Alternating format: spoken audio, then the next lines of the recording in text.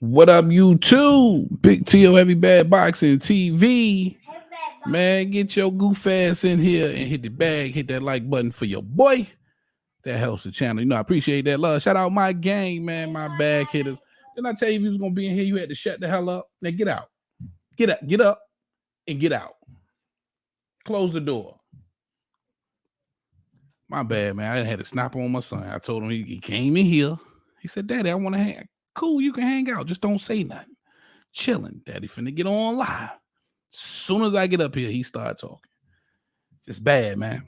Shout out my gang, man. My bad kids. Y'all know the count. Big shout out Tyree Celestine, my guy, Sean and Don, D1's Boxing, Coco, my Aussie family, Mark Wynn. Hopefully I have my guy Punch Drunk gonna come and hang out with us for a little while. We got a lot to talk about, man. The landscape of boxing. My guy Keyshawn Davis. Hey yo, VA stand up. VA stand up. We out here knocking out daddies, man. We knocking out your pops. You get out of line, your pops might get knocked out.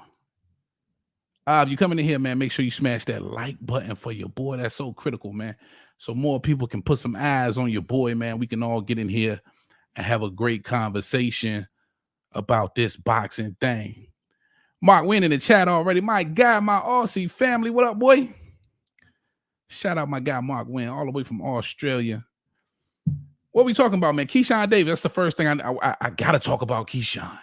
I got to talk about Keyshawn. And if you're in here, you're close to the situation and you got some details that I might not know, I want to hear about it. That's for damn sure. Now, it appears that Keyshawn Davis and Teofimo Lopez a while back, I don't know how long. If you got details, let me know.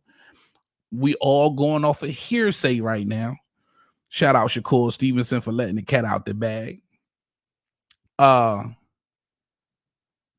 It appears that they were sparring. Right? Sparring got a little bit heated, and Teofimo Lopez Sr. used the N-word, man. Yeah. He used the N-word. Now listen, because if you live up north, you know. I know a lot of cats from up north. You look at certain rappers from up north, they use the N-word fluently. Like, you know, they grew up in those situations with other black kids, and you know, it's cool up there.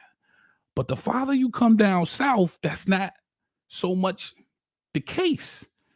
Me being from VA, I can second that, right? A lot of my cats from VA, we didn't grow up with a lot of Latinos and Hispanics using the N-word, bro. That wasn't life for us. And I'm 40. You know what I'm saying? So, you know, that was always taken as some form of disrespect where I'm from. But again, up top, from what I've heard from several people who grew up top in New York or you know, Northern East Coast, it's cool. You know what I mean? When you look at rappers like Fat Joe and all of these cats, you know, because a lot of these cats, listen, they consider themselves black. You know what I mean?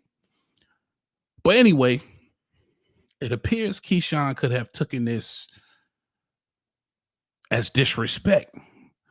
You know what I mean? When Teofimo Lopez said the N-word. Now, again, this is just hearsay. I'm just telling you the story.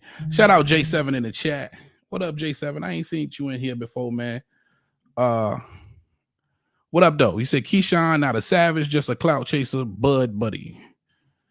Okay, I feel you on that. Not really, but for sure. Listen, when you at the bottom of the barrel, you know what I mean? When you're a fighter coming up with only 10 fights, 11 fights now, you got to do what you can. Listen, I always say this: 50% of the 50% of the sport of boxing is selling yourself. You know what I mean? The other 50% is fighting. And Keyshawn just taking opportunities to sell himself to get the biggest fights, as anybody should in his position. If you're not clout chasing in the position that Keyshawn Davis in, then you wasting time. You should be always trying to get bigger fights. Bottom line. So he probably took this as disrespect, right? In my opinion. And according to Shakur Stevenson, he knocked Teofimo Lopez Sr. the fuck out. He knocked him out. Matter of fact, let me see if I got this here. Don't just take my word for it. What them niggas say when they selling you them cars? Don't just take my word for it. That's if I got it.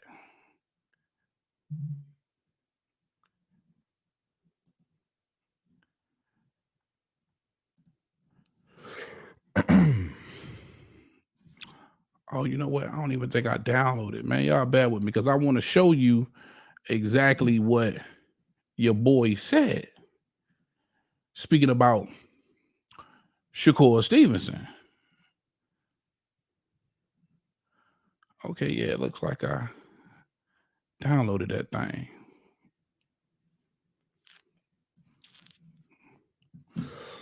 I'm getting used to this screen, y'all, so y'all got to bear with me. Oh, that's a video file. Okay. Let me see.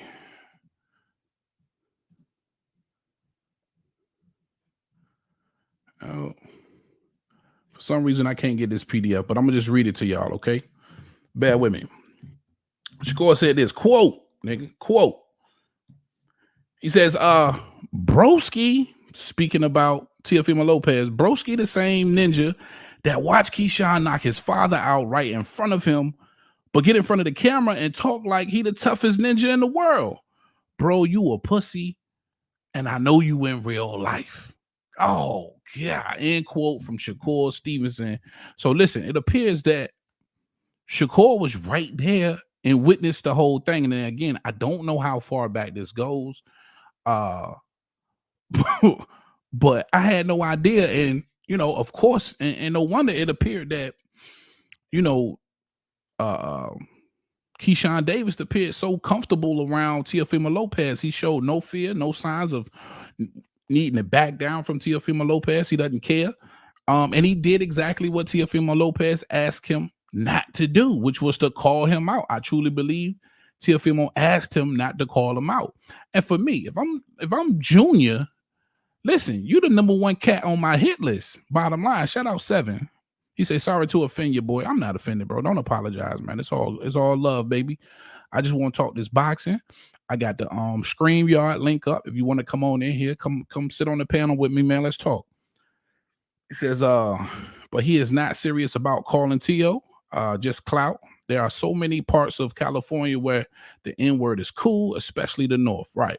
Now, I agree. I get that because I've heard cats themselves say, they got a lot of Latinos, Mexicans, Hispanics, period, that rock out, you know what I'm saying? And people cool with it. But where I'm from, I can't personally tell you that it's cool. I've never been, exposed to somebody from where I'm from running around using the N-word all crazy, and it was cool. You know what I mean? Especially if I was around, it wasn't cool because that wasn't how we was brought up. And again, it's got a lot to do with how you brought up. If you brought up like that, then, to each his own. But if you're not, and somebody pre-warn you or warn you, you got to respect it. You know what I'm saying? And then it's about how he said it. You know what I'm saying? That's probably playing a big part in why he got knocked the fuck out. Is probably how he said it. But according to Shakur Stevenson, it sounds like he was an eyewitness that Keyshawn knocked him the fuck out. And for the life of me, I don't get it. Why Shakur or why Teofimo Lopez Jr., why Jr. wouldn't want to make Keyshawn Davis the number one priority on his hit list. Now, I know he's looking for big fights. I know Keyshawn's not considered a big fight right now, but this shit is personal, nigga. I gotta publicly humiliate you in the ring off of, GP alone. Nigga, you knocked out my pops. Now, I know a lot of cats ain't cool with their pops. I was never cool with my pops, but if I was, and I loved them like on some genuine shit, like it appears T.O. loves his dad and trainer, you can't get away with knocking. You can't get away with knocking out my pops, bro. You public enemy number 1. Shout out everybody in here, man. Make sure you smash the like button for your boy, man. Please smash the like button. I truly appreciate it, man. If you're coming in here, you know what I'm saying? At least do what's free for your boy and smash the like button. But you can't knock out my pops and get away with it. I gotta publicly humiliate you. I got the StreamYard link up at the top. It's pinned up to the top. If you want to join the panel, talk with your boy. If you haven't had the opportunity before to talk with me live, Mark Wynn, when you gonna holler at me, Mark? Hit that StreamYard link. Come on up here, holler at your boy. Let's talk some boxing. Don't be scared. Don't be shy. Don't be timid, nigga. Come on in here. But yeah, you public enemy number 1, bro. In my opinion, I have to get my revenge on you for knocking out my pops. And according to Shakur Stevenson, he just stood there. Him and Shakur just stood there and watched it happen and did absolutely nothing. That's crazy, right? Man, listen, ain't no way in hell you get to ride around here and be cool and then what's crazy is he running around. He took pictures with Keyshawn Davis. Yo, I'm not taking no pictures with niggas that did knocked out my family. You know what I mean? On some, unsportsmanlike situation. Because this was an unsportsmanlike situation. You know what I'm saying? Like, you felt my pops was out of bounds and you felt my pops disrespected and you knocked him the fuck out. I gotta have your head for that. Yeah, I gotta have your head on a stick for that. You don't get to get away with knocking out my pops. Most definitely. So for me, Keyshawn Savage for that, man. I never knew this story. This is the first time it's coming out. Again, I don't know how far back this goes, but it was supposed to be a Keyshawn Davis and Teofimo Lopez sparring session. I'm guessing Keyshawn was getting the better of Teofimo Lopez at the time. And his pops stepped in, and I guess he thought, he was with some cats that was cool with him throwing the ninja word around and shit hit the fan. Shit, man. Listen, y'all let me know what you think in the comment section for sure. If it was you, what would you do? Again, link up, come in here and talk to me, man.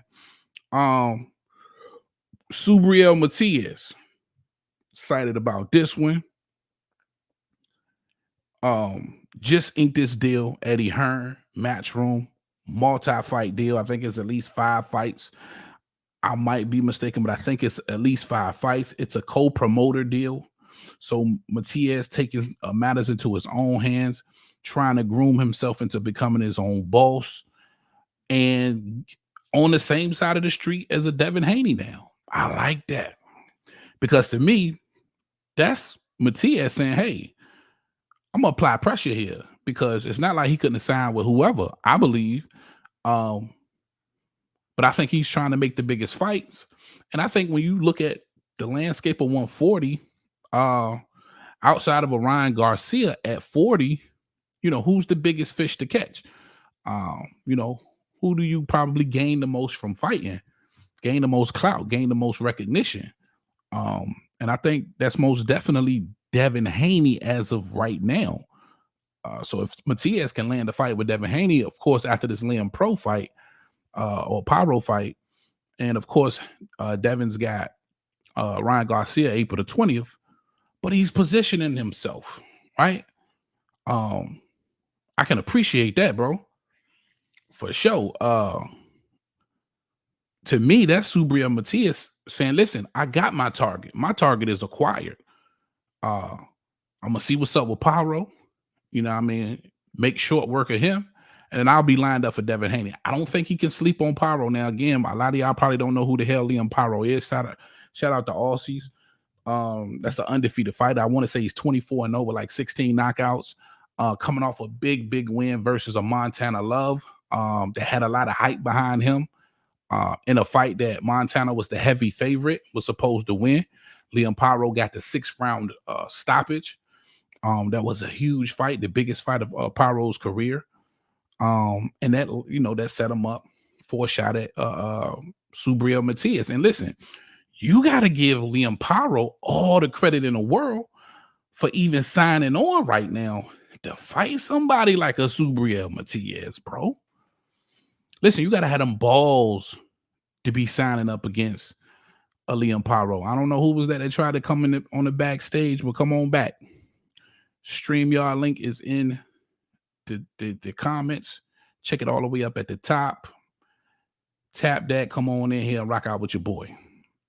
Yeah, listen, you got to have them balls to say, hey, I want to fight Subriel Matias if it's on the table. Right? You talking about somebody who's already claimed a life in the sport of boxing.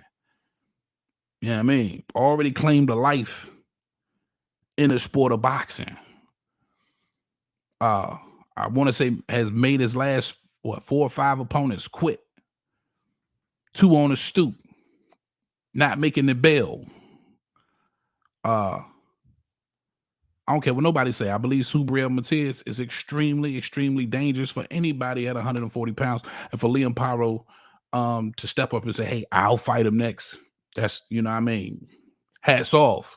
And I think getting that win over Montana Love really boosted his confidence to go ahead and take this fight. But for Matias, if he gets past Pyro, I'm always say if, because in the sport of boxing, you never know. Shit can go left anytime.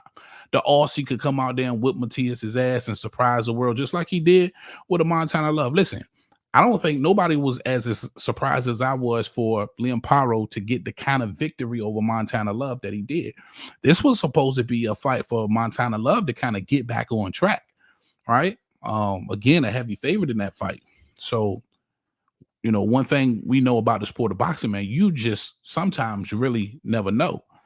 But if he does get past Pyro, this to me, for Matias, is just basically saying, hey, I'm here.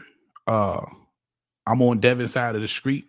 I'm coming after that WBC scrap. I want to unify right there. And to me, that's just about the biggest fight you can make at 140 if you're somebody other than a Devin Haney and a Ryan Garcia, right?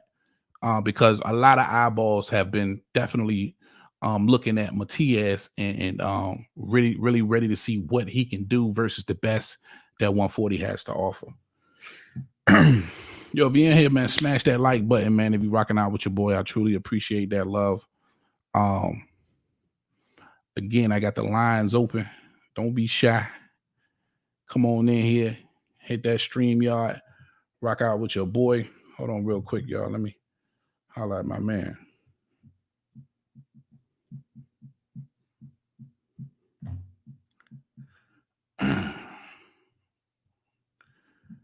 I promised I would hit him up when I went live.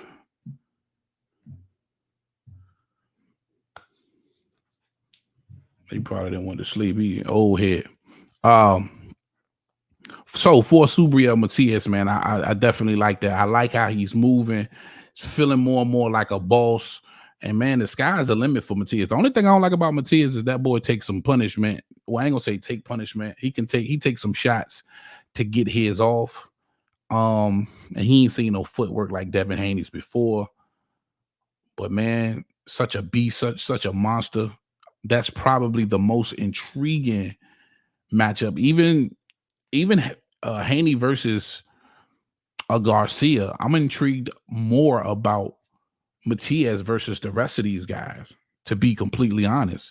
If I had it my way, yeah, I would definitely want to see that Haney fight first, but I would want to see Matias versus all of the champions at 140. I think he could clean out the division. I think he does. He has that kind of style, power, and chin where he could run through this division. I'm just saying. And I also wanted to touch on the whole Canelo David Benavidez situation. And we're gonna go back over all of this stuff with a fine-tooth comb once I get some of my panel to come on in here. I know a lot of y'all be scared to rock out with your boy. I ain't mad at you. But the David Benavidez and Canelo situation now, I don't know if you guys already heard. Canelo more than likely is not going to see David Benavidez in 2024. And this is what Benavidez camp has said that they've been told by Canelo's camp. More than likely, he might not look that way in 2024. And that's so unfortunate, man, because on his channel, I've said so many times, when you look at 168, there's nobody that really deserves that fight more than David Benavidez. And I don't care what no Canelo Alvarez nut hugger gotta say. If it was anything else, I would say that. But when you look at 68, right? You look at all of the champions Canelo knocked off. whom, by the way, we haven't even heard from anymore. When you talk about the Billy Joes, and these guys ain't really making no noise, man. You know what I'm saying? The Caleb Plant coming off his second loss to Benavidez. It's really just Benavidez. You think about David Morrell, of course. I think we all in agreement that David Morrell is most definitely the future at 68, but not a lot of clout right now. You know what I'm saying? When you get to this level, like a Canelo Alvarez, and now like a David Benavidez, who's headlined 2 pay-per-views now, you're looking for the big fights. And what does the big fight represent? The big names. You want the big names. And unfortunately for Morrell, it's not a big name. And Billy, not a big name. William Skull, not big names. Not the names that these guys are seeking. So I don't understand why Canelo at 68 isn't interested in the biggest name and the biggest fight that he possibly could make against another 168 pounder. And if you know another 168 pounder that Canelo should be fighting instead of Benavidez, please, for the life of me, let me know. Please let me know. Who should Canelo fight at 168 pounds? Somebody that's actually in the division other than a David Benavidez that is a 2-time world champion in the same division, that's undefeated in the same division, who has 2 pay-per-view appearances, headlines in the same division. Who? I mean, who? Name them. And then since he's become undisputed, since beating Caleb Plant for the IBF and unifying all the belts and becoming undisputed, he's only fought one true 168 pounder. He's only fought one true 168 pounder. And that was John Ryder, who, mind you, had already lost to 2 people Canelo knocked out. Make it make sense, man. John Ryder had already lost to 2 cats Canelo knocked out. And I want to say it was a Rocky Fielding and a Billy Joe. Right? I could be wrong. It could have been Caleb Smith. But I know he lost to 2 cats Canelo already knocked out. That's been his only title unified or undisputed defense against a 168 pounder. Other than that, he brung up Triple G and he brung up Jermell. And by the looks of things, he probably brings up Jermall next. So out of 4 fights since becoming undisputed, you fight a Dimitri Bivol, you lose.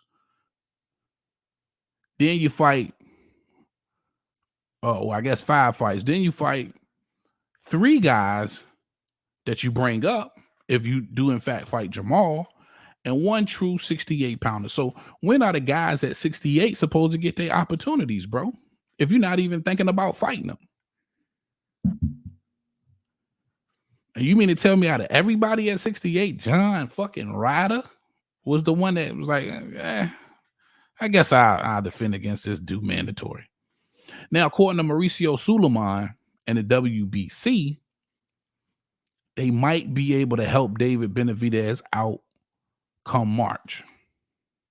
Right? In March, he'd be that dude mandatory. And real quick, a lot of cats be getting that mixed up. Because when I tell you David Benavidez has been Canelo's mandatory for the better part of 3 years, you got to understand, I'm talking about when he became number 1, became the interim champ. He's a mandatory at that point.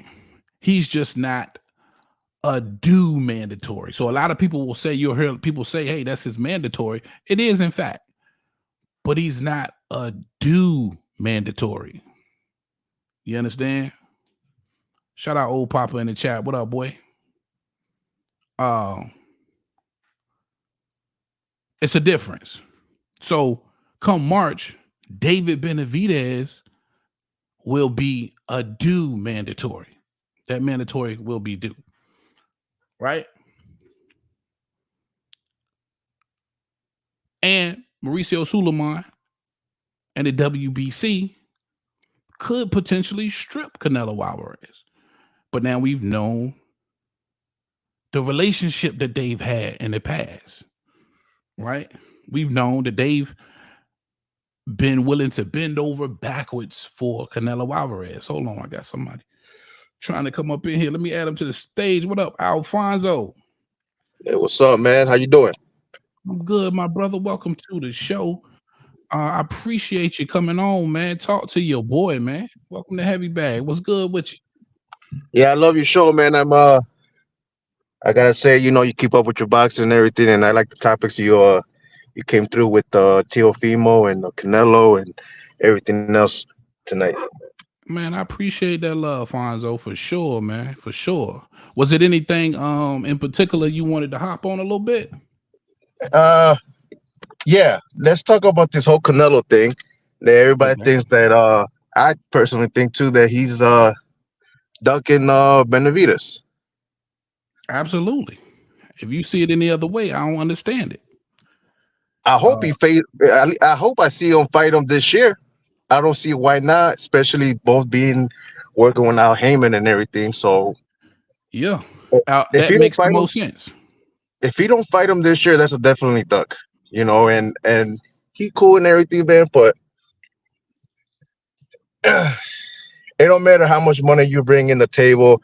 End of the day, you got to fight the best out there. You can't be holding Absolutely. these belts on. And I don't know. I'm just kind of wondering who is he going to fight. What do you think? Who you think he's going to fight? Uh for me, it's probably gonna be Maul, man. Listen, Canelo is at the twilight of his career, and I don't think he wants to suffer any more losses or go against any real stiff competition on his way out the door. So for me, I believe it's Maul. And I don't know if you heard this, but according to David Benavidez in his camp, they got word. Okay, there you go. I see you, boss. They got word, and I appreciate you using your camera too. Word. A lot of cats don't even come up here. They come up here, they don't use the camera. But David Benavidez in his camp got word that Canelo Alvarez basically said that more than likely he's not on the radar for 2024. So more than likely, Canelo will not be fighting David Benavidez in 2024. Now that's coming straight out of David Benavidez camp. Well, it does kind of make sense because I don't know if you remember a while back before I keep getting the Charlos mixed up or the big Charlo, That's Maul. um, Ma, Yeah. he said that he signed that contract too. So I'm pretty sure he's up next. So Yeah. it makes sense. And he made that show about in Mexico saying that he was gonna fight an American, but I don't know, man. Like even Big Charlo, he's still 160, and he did the fight in the catch weight. What was that, 165 or 164 or something like that when he Oh, fought? that cat against Junior Benavidez Yeah, Jr. yeah. So even that, he looked all right, but he talking about Jose was what was he, 147? Yeah, Jose's a 140 guy for real. But So he couldn't really do much with him, and Terrence Crawford knocked the shit out of him. So come on, man, like I wouldn't mind seeing the Crawford fight, and he kind of shut that shit down. You know what I mean? I wouldn't mind seeing yeah, it. I think it'll be a fun fight, but I guess he had also mentioned that people were criticizing about bringing up the smart Charlo 2 weight classes. But, end of the day, it's still kind of, I don't know. I think Crawford walks around at 160. probably a little heavier So, than that, man. so I don't think he had no problem with that. So I think at this point, Canelo needs to fight uh, Crawford, Benavidez, and who's that other cat? From I think it's Tim Zoo. Dominican. No. Who? The You say one. Canelo fight? He's at 168 too. He's an interim for I think the David Morrell. IBF. Yeah, He's the those are WBA secondary champ right now. yeah. Yeah. So my thing is like I'm pretty sure Canelo's got like 4 mandatories because he's got all 4 belts. So he needs to fight one of those mandatories for sure. Yeah. So if he's fighting mandatories, the WBC would be next. John Ryder represented, I believe, the WBA mandatory. And Okay, let me pause you on that right quick. You talking about John Ryder that just fought Jaime Munguia, right? Yeah, that one. Okay, that's another thing. How many fights does John Ryder has at 168? He been at 168 for a little bit. Oh, okay. I thought he jumped up at 168. Okay, all right. Yeah, he came all up like everybody else, but he's been at the weight division for a little bit. And so you can all call right. him a 68er. Yeah. And that's the All only right. 68er that Canelo has fought since he's been undisputed. That he's Right. defended against. Yeah. Right. Yeah, because then Triple G, he was what 160. at 160. He brought him up, old Triple G, which I think Canelo didn't really beat. I think I had Triple G winning that first fight. Once that first fight was a draw, I seen the second fight maybe being a draw, but the third fight, the only fight that I think Canelo won was the third and last one, and that was a washed out Triple G. Yeah, he most definitely won that last one decisively to me. I agree with majority that he lost the first one. And I kind of gave him the slight edge in the second one. And if I'm being 100% real, I keep it a buck, man. I gave him the slight edge in the second one, but he definitely won the third one. But we didn't want the third one. You know what I'm saying? Nobody wanted to see the third one. Nobody gave a 40-year-old Triple G a chance against at the time 31-year-old Canelo Alvarez, I believe.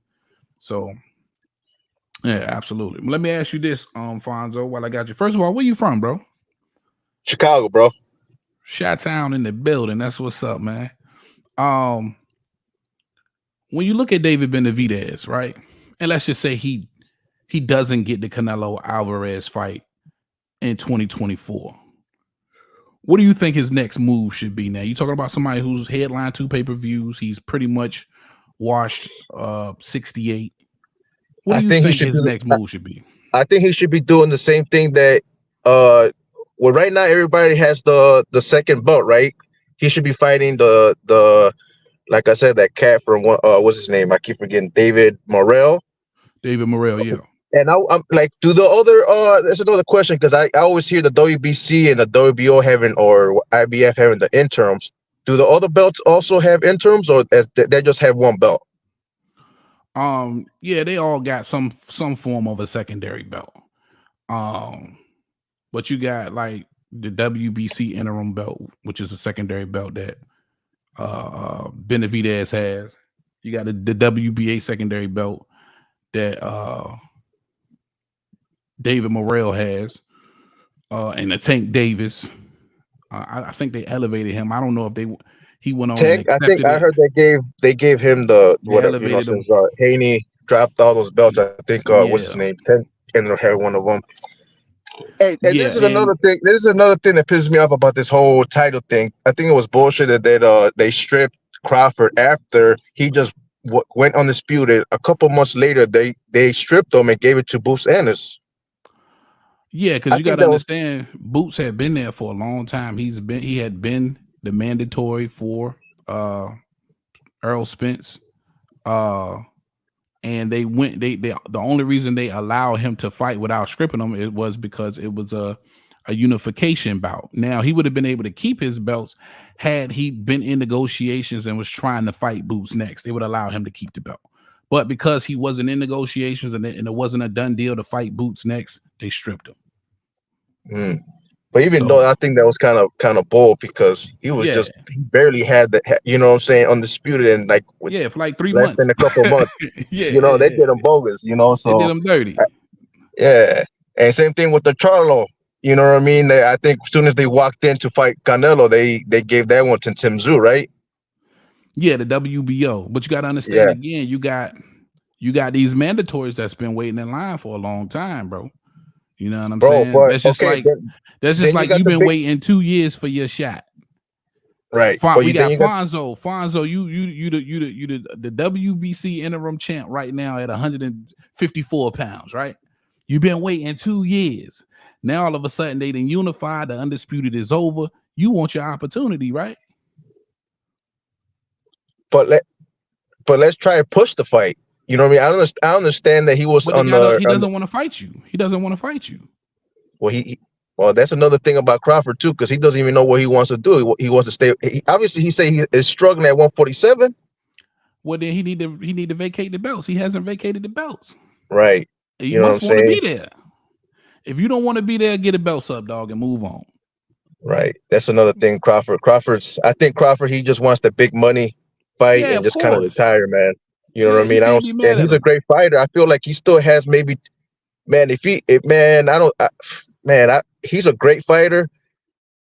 I think he walks everybody at 154 and even at 160 because there ain't really much hot out there. You know what I'm saying? I think he can just go up there and you know what I mean, get a couple easy wins and kind of just build his resume. You know what I mean? His record, because they always give him shit about his resume, which I think it's solid. You know what I mean? But It's the Hall of Fame resume, bro.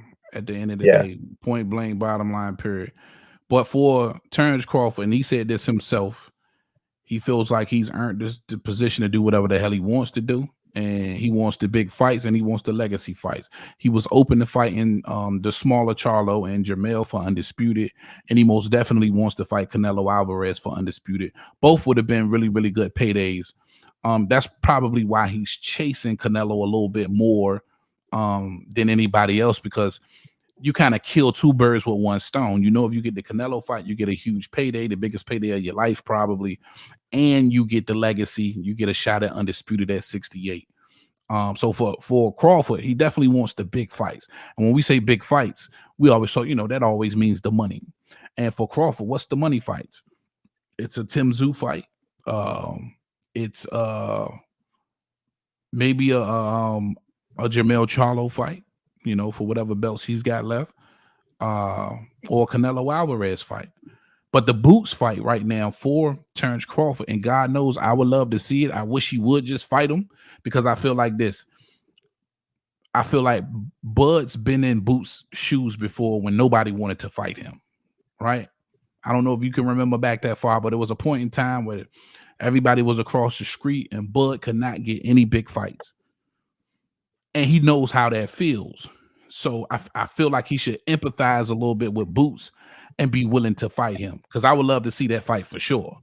But I understand why he doesn't want to do that fight, because there's no money and nobody's going to be willing to put the money up, because you'll probably lose money because Boots is just not a big name. and it's sad to say that Boots, man, I just feel like certain fighters, you know what I mean, like the Tank, they polished him real well and made him a star. You know what I mean? Yeah. Thanks to Al Heyman and Floyd, man. What Floyd. people got to realize, man, a lot of that clout Tank got came from Floyd. Yeah. So also tremendous fighter. You know what I mean? A lot of people say Tank is overrated or whatever, but I don't think he hasn't even shown not even half of the skills that he really got. You know what I mean? Under his sleeves. But I seen Boots Ennis his last fight when he fought what was Villa or something like that. Roy Manvilla. Man, he was making him look like a fool in that ring, and this guy had heart too. He was keep going forward. He didn't, and he was just out there having fun. And Yeah. that's another fighter that I think that hasn't really was able to show his real skills that he's got, because he's not getting the right promotion, or because I know he's getting he's suing his promotion because of he didn't get enough fights throughout the year or something like that. I guess that's the lawsuit, and that's another fighter that needs to be recognized. He's from Philly, right? Yeah, Boots is from Yeah. Philly, man. Yeah. So that right there is the mecca of boxing, and all the great fighters come from Philly. So I don't understand why they don't. Any promoter, man. There's a lot of promoters out there that should be like giving him that shine that he deserves. He's a great entertainer fighter. He's not. I don't know how you feel about like Shakur. I think he's a good fighter, but there's a difference between a fighter and a boxer. If you want to do the boxing, you ain't gonna be selling out pay-per-views. You know what I'm Right. saying? Like you don't see Tank doing that shit. You don't see Canelo doing that shit. Like the phase of boxing, they don't do that running around shit. Right. So Yeah, yeah. you know what I mean? Like if you want to be a star, you gotta mix it up. If you want to be safe. And the thing is, another thing that kind of gets me, man. People think they think that they can be Floyd, but Floyd wasn't even like that. He never ran. He stayed in the pocket. He made you look like a fool, and you know what I mean. He was always there in front of you, and he always was countering. He didn't do none of that running around and none of that. And another Yeah. thing about Floyd that he had arthritis. Didn't he in his hands? Yeah, all tendonitis, arthritis, all kind of shit. So he was even doing that, and he was a knockout artist at 130, 135. But as soon as he moved to 140, 147, you can tell that the hand injury was starting to get to him. That's why he didn't put so much power into them shots. Because Yeah, I'm and then pretty you got to sure, understand, Floyd was a small guy, man. Floyd was little, bro. And on yeah, top of that, he's with the hand naturally injuries, 140 uh, tops. He was pushing it going up to 147. What did he end up his yeah, career at? 154, right? 154. Yeah, Yeah, yeah, that was yeah. already Right at too much. 154. That was so you going up there with brittle hands, fucking with some big guys. You know what I'm saying? But yeah, I completely agree. Styles make fights, and for a lot of these boxers, and that's why I like to call myself a purist, man, because it takes special boxing fans to be able to watch some of these guys actually fight and get some type of enjoyment from it. You know what I'm saying? Because when you look at a Shakur Stevenson performance and his last performance versus what was that, Edwin De Los Santos, Right. it's hard to appreciate what he was able to do, and of course, according to him, with the injured hand. But casual fans and a lot of hardcore boxing fans, they just don't appreciate that shit. And I can understand why, at the end of the day, like you said, it's not very exciting. You'll hear people like Teddy Atlas and Paulie Malignaggi and a lot of other people say, that's the type of fights you go to sleep on, you go to bed on. And it's the truth. But you're right. You can't measure those guys against some exciting fighters like a Tank or even a Matias. So I agree with you there. But for Boots Ennis, I heard you mention having the right promoter. That's what it's going to take. But it's also going to take somebody who's willing to get in the ring with Boots. And unfortunately, that's been the issue with Boots. He hasn't been able to get a dance partner, man. At some point in time, when these guys become household names or become names in the sport of boxing that you pay attention to and you follow, it's because they've been given some sort of opportunity to, really show how great they are versus real opponents, real, opposition. And unfortunately for Boots, that just hasn't been the case. He hasn't been able to get anybody to get in the ring to get in the ring with him because he's just that good, man. And Yeah. it's I, a career decision to get in the ring with that boy right now. I tell you what, man. Have him move up at 154. Have him fight. Bingo. What's his name? Another guy, supposedly good from Golden Boy, Ortiz, Victor Ortiz, I think his name is. Yeah, Victor Ortiz. Or Yeah. I think that'd be a great fight. You know what I mean? Yeah, that was going to be the big fight at 47 that they was going to try and build up. Once Bud and Spence moved out of the division, the division at 47 was supposed to be owned by Boots and Virgil Ortiz, but because of that rhabdomyolysis bullshit Virgil had, it forced him to move up to 54. So I did a video not too long back explaining why I felt like, man, Boots might as well go to 54 too. That's why, when you said it, I said, wow, I feel like we're on the same page. It makes a lot of sense for Boots to really look at 54 and maybe make that jump. He's already a big 47 guy. Yeah. So I think he could be just as successful at 54. So let me ask you this though: at 54, who do you like at 54? That whole landscape. I mean, you got a lot of guys there. Dude, I Um, think that's like another. You got Tim Zoo there. You got yeah, Vic Ortiz. Who else you got up there? man, you got the Towering Inferno, Sebastian Fondora. You got Brian Mendoza, who Tim Zoo just beat, who's a tough out for anybody. Erickson Lubin. Now you're gonna have Spence there. Uh, Right. yeah, Crawford. man, it's some Then talent then there. then then Charlo should be going back down, right? Little Charlo. So he says, and plus he still has, I He believe, at still least got them belts. one or two belts left. Yeah. So yeah, So it's another hot division. yeah, That's what we need. We need just those divisions that are hot, or people to go up that like Benavidez. Like if he's gonna be chasing around these belts that he's not gonna get a chance to, like, dude, go. We're gonna have one undisputed, and whenever that fight's going down with Bivol and Arthur, trying to set that up. You know what I'm saying? Sometime next year. I think that'd yeah. be a tremendous fight too. Hell yeah. So yeah, that's what I just did. I just did a video on that, man. For me, that makes all the sense in the world for David Benavidez moving forward. I think at this point, if Canelo's team already reached out and they told them like, hey, more than likely you ain't on the radar for 24. If I'm David Benavidez, I'm gonna go ahead and start making my bones at 75. With his popularity, what he's been able to do at 68, and now having 2 pay-per-views under his belt, uh, with that kind of popularity, it's not gonna take him long to get after the winner of Artur Beterbiev and Dmitry Bivol. He could very well go up there and have one fight and be waiting in line to fight one of those guys next. You know what I'm saying? So if I'm David Benavidez, I'm saying fuck Canelo 100%, and I'm going to 75, man, and chase those big fights because it's when you really think about it, you want to see Benavidez versus a Dmitry Bivol.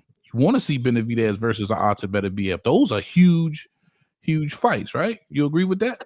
Oh hell yeah, man! He needs to go. Benavidez needs to go highlight his excellency over there, or whatever side of the country is over there, and make that he Saudi. can get paid. He can get paid. Yeah. He's gonna get paid as much as money that he's gonna get the money if he does get the fight with Canelo, which I don't think it is, but he'll get that. He'll get that bread. You know what I mean? I think he made his name. That's who the people want him to fight. They want the Canelo, him to fight. There's nobody else that maybe Morel. I think he needs to fight maybe Morel at 168. That way he will have both of the interim, belts, and that way kind of close in the doors on Canelo, kind of put the pressure on him even more. I think that's what Benavidez needs to do. Just I think it'll be another tremendous fight. Straightforward guys. They're tall. That's a 50-50 fight to me. You know what I mean? Even Yeah. though even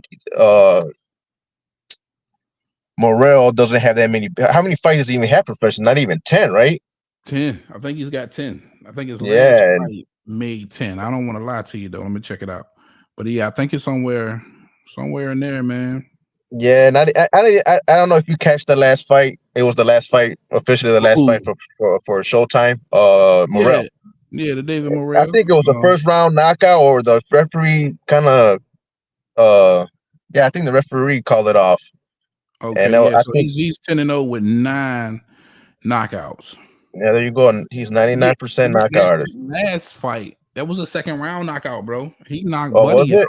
Yeah, in the second round. It was no contest. Like I thought he was gonna get him out in the first round. But he was out there, he TKO'd him in 2.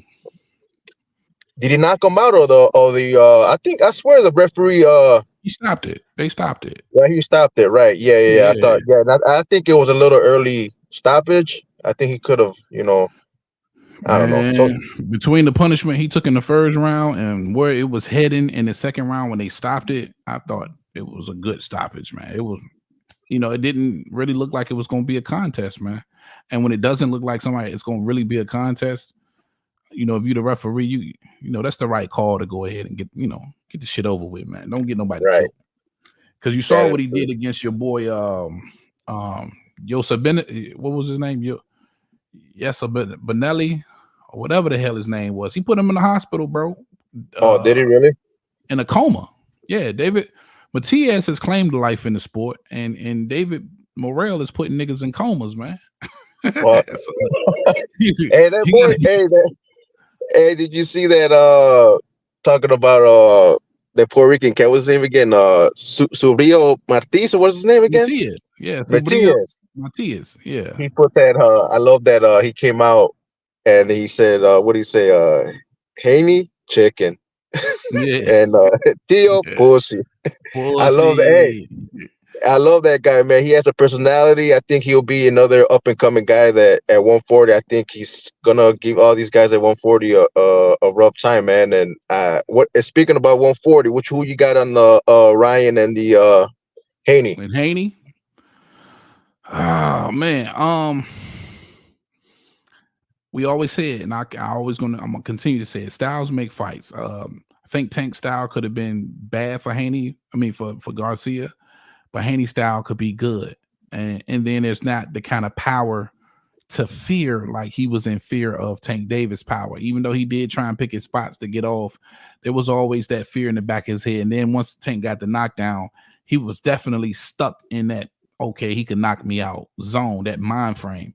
I don't think he goes through that at all with a Devin Haney. Now, Devin Haney, skillful, great footwork, great jab. The instincts are incredible. The hand speed is incredible. But these two got history, right? Fought in the amateurs, 6 fights, 3 apiece. Now, you can't really use that as a measuring stick. They was extremely young. Both have adopted different styles moving on in the pros. But for a lot of people, Ryan Garcia right now is still more of a glorified prospect, right? This is going to be his very first world title attempt at a world title, very first title shot.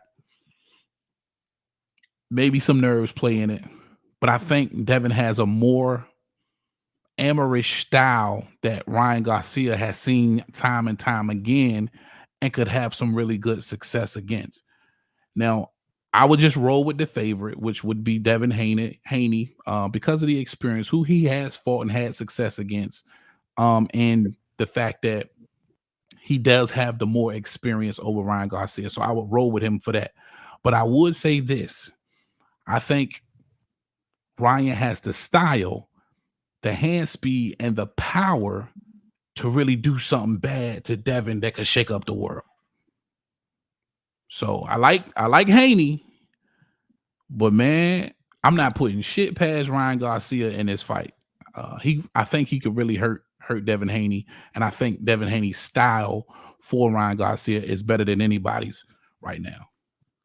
What Yeah, I about gotta you? give it up to both of the guys. Haney, fighting Lomachenko, you know what I mean.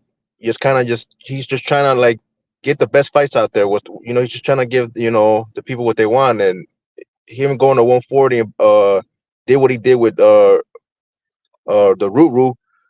That was impressive. I thought it was gonna be because he's known as a kind of What you like call him, the Ruru? the Ruru, Rugaroo. and Yeah, Ruru, Rugaroo. yeah. So what Uh-huh. he did to him, I thought it was impressive because Yeah. Haney's kind of sometimes I was wondering how is he gonna look, What and what he what that told me was you don't stand a chance versus Devin Haney if you don't have no footwork. And you could see Regis Prograis had absolutely, positively no foot, just a flat-footed sitting target out there. And you got to have some kind of footwork if you're going to hang with Devin Haney, for sure.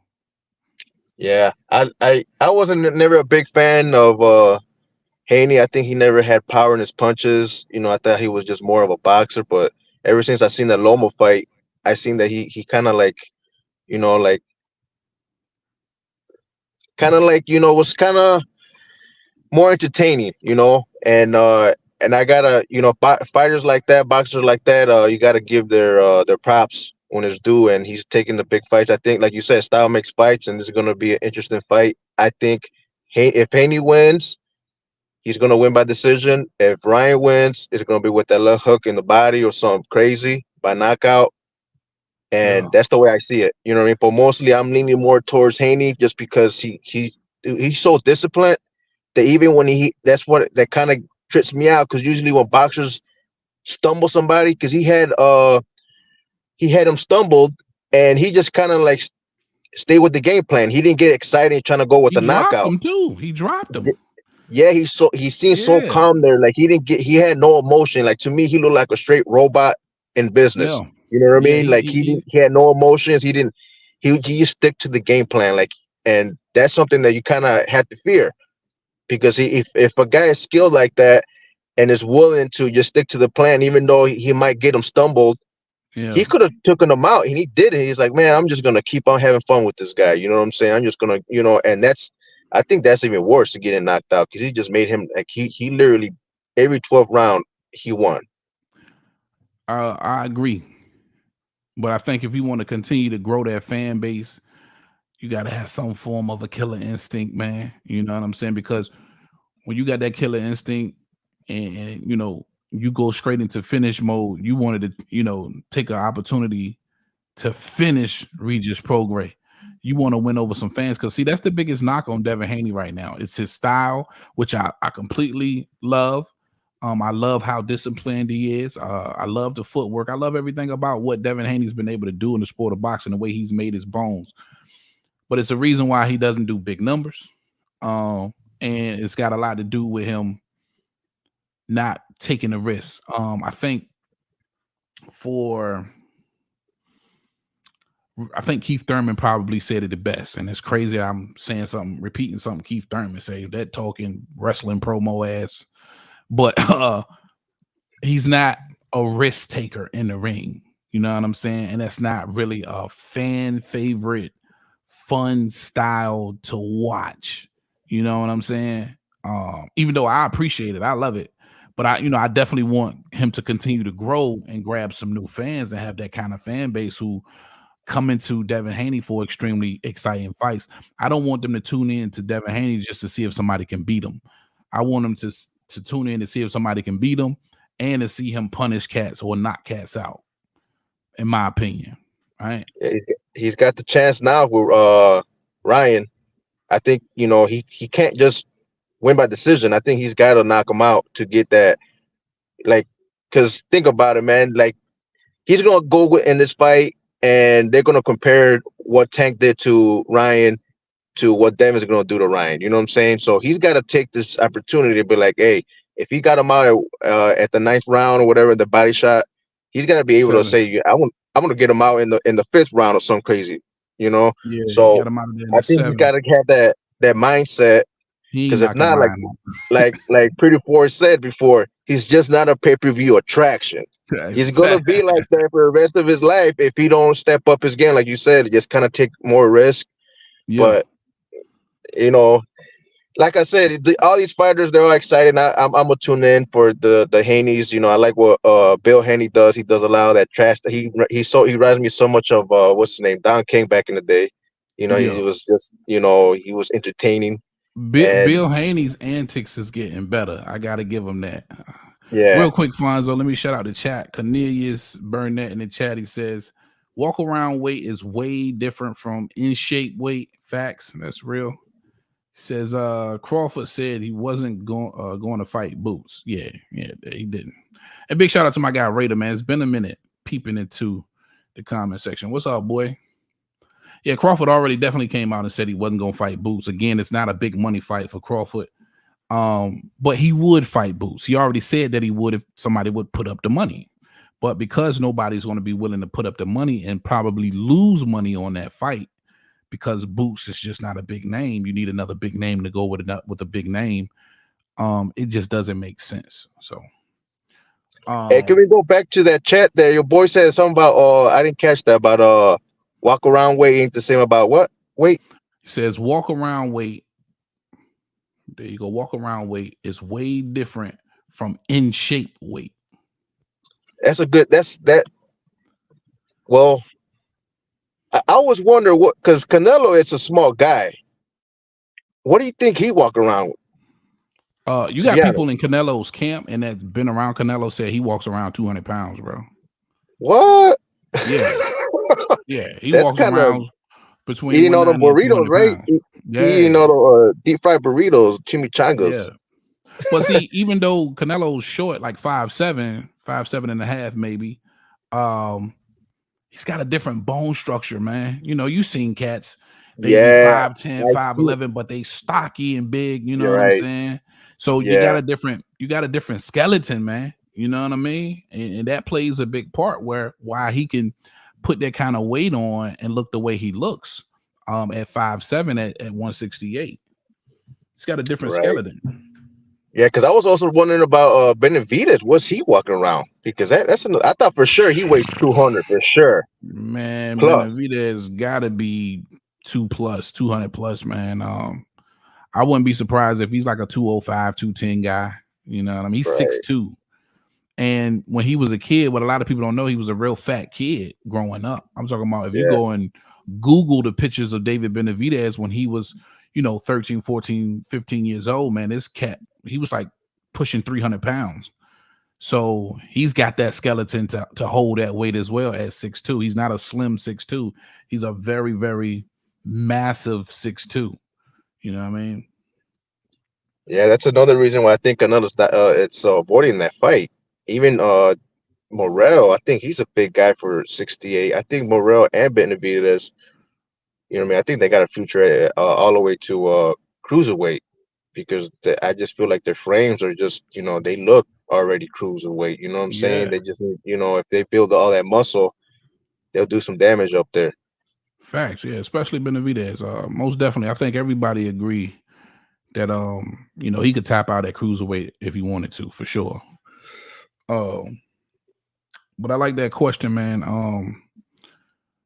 But the whole boots thing that you touched on, I wanted to touch on that one more time about him potentially going to 54. The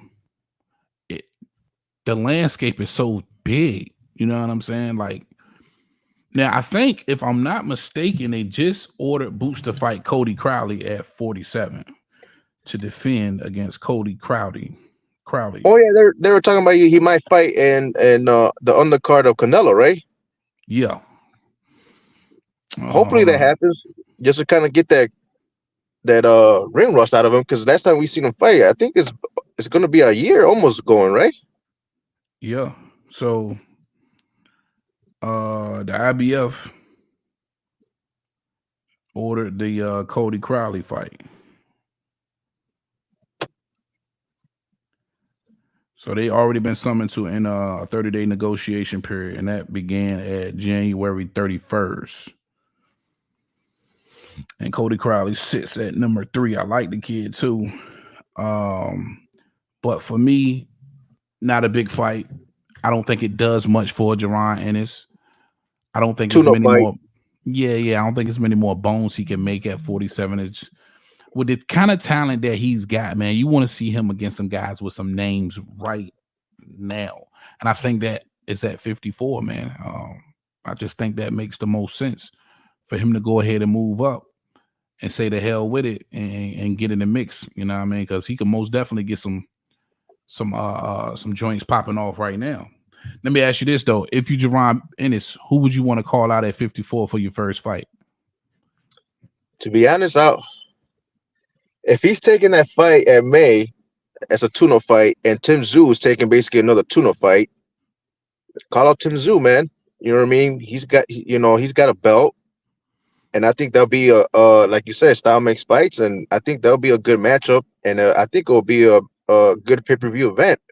Soon as they whatever, if Tim Tszyu looks good, and I feel Yeah, like he should knock out Keith Thurman, then whatever he does, and if he's gonna fight in the Canelo fight on the card, a lot of people are gonna be watching. That's a time for him to shine. yeah, Knock, whoever he's gonna fight, and you can build it up from there. You know what I mean? yeah, Because I'm pretty sure Tim Tszyu, he's willing to fight whoever. He said whoever, whenever. So I think Tim Tszyu will be that guy that's willing to take the fight, whoever it is. yeah. So, and I I think agree with you there, I especially got, about Tim. I got, I got a. Ah man, that's a tough fight too. But I'm leaning more towards Boots because I think, like I said, I seen that he hasn't even showed what he really truly got. You know what I mean? That's a Yeah, lot of tricks under his sleeve, a lot of tools in the toolbox that he hasn't really shown us. And I yeah, think Tim Tszyu is more like, I don't know, he's just more one dimension, I guess you want to say. I don't want to take too much credit, not give him his props, but I think he's just, I don't know, like, I don't know. I just think Listen, man, Tim I'm not Tszyu, putting nothing past Tim Tszyu, man. I think Tim's a dog, man. he And is, but I don't think he's got the speed as Boots though. Boots is just something no, I different. think I think he's definitely gonna have the better footwork and probably the better hand speed. Uh, but he hasn't proven that he's a dog. I think Tim is a dog. You know what I'm Oh, you saying? talking about, So yeah? Boots hasn't really got yeah, a he ain't chin got check, I that. guess you want to say. He Yeah, hasn't. Yeah, his chin hasn't been challenged there, so you don't know when he actually takes yeah. that If good Tim hit. Zoo catches ass clean, what happens then? You know what I'm Right. saying? You got So a point. Yeah. it's a lot of unanswered questions about Tim Zoo. Shout out my guy Punch Drunk in the chat. He said he about to hop on. Okay, come on in here, bro. A lot of unanswered questions. Now, I think he could springboard off that if he is in fact, I don't know because it ain't written in stone yet, but if he is in fact on that undercard for Canelo Alvarez, he could springboard and call somebody out. Now, Tim Tszyu, I know Tim is looking for the big fights as well, so he would probably be more willing to look past somebody like a Boots Ennis.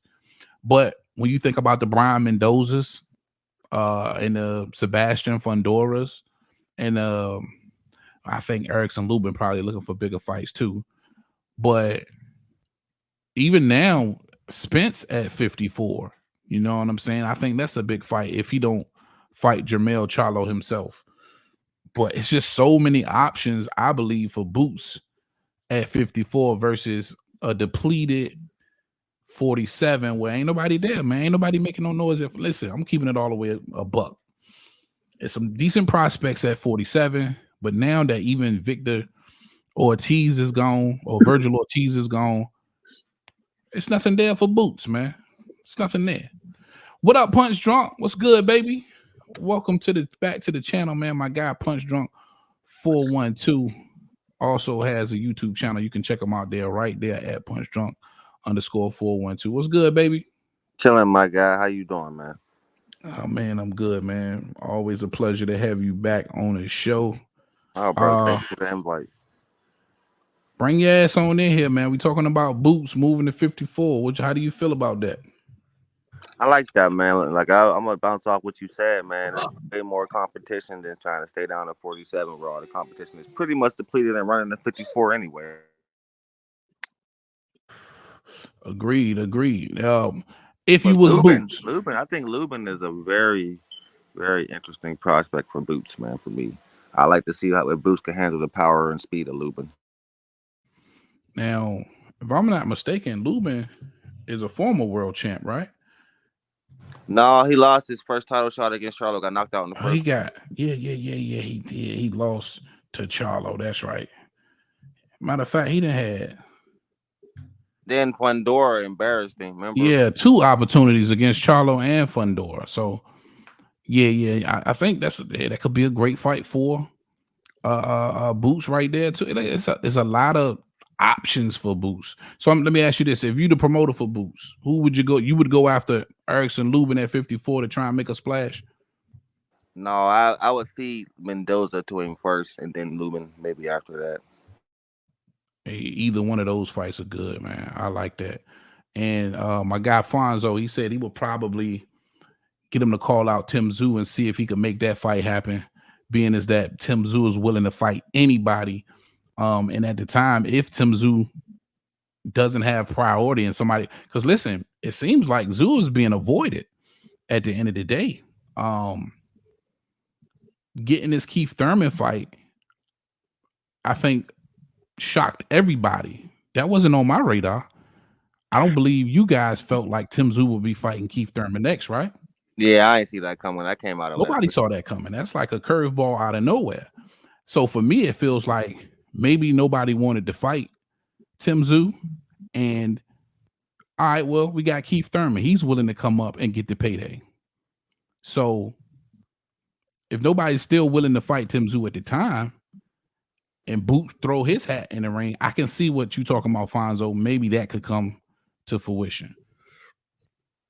But for me, just making a splash at 54 for Jaron Ennis I definitely would like that Mendoza fight. Because if you can beat somebody, coming off a really, really great fight, a great outing versus a Tim Tszyu and a world title fight for that WBO scrap, and make great work of him, I think that speaks volumes about his potential at 54 for sure. Now let me ask. He can fight that dude. Another good matchup. I mean, a good matchup at 47. I don't know if dude fights at 47. It might be 54. But the dude who just knocked out Alexis Rocha, that would be a good fight. I like to see him fight Boost. Giovanni Santillan. I would like to see that. He fucked my head up too. I took Rocha in that fight, especially what Rocha was able to do. Well, versus I think he was coming off the Maurice Hooker? Yeah, the Maurice Hooker. Blair Cobb's fight. Like I seen that Sensacion dude fight once before, but he never been on a stage that big, man. He showed out once he got the chance. He shined against Alexa Rocha for sure. And you said what now? You would like to see what now? I wouldn't mind seeing him and Santillan get it on. You know what I mean? But I feel as though Tim Tszyu fighting Boots would be more like the Villa fight again, man. Like believe it or not, Villa's slow, but he kind of fighting in the same style as Tszyu. Yeah. I could see that. Fonzo, you could see that. You see that being the same kind of style? I don't think so. Villa and Tim Tszyu being the same style? Yeah, some similarities there. Similar style. Maybe the coming forward more aggressive, but I think I think Villa has more speed than Tim Tszyu, to be honest.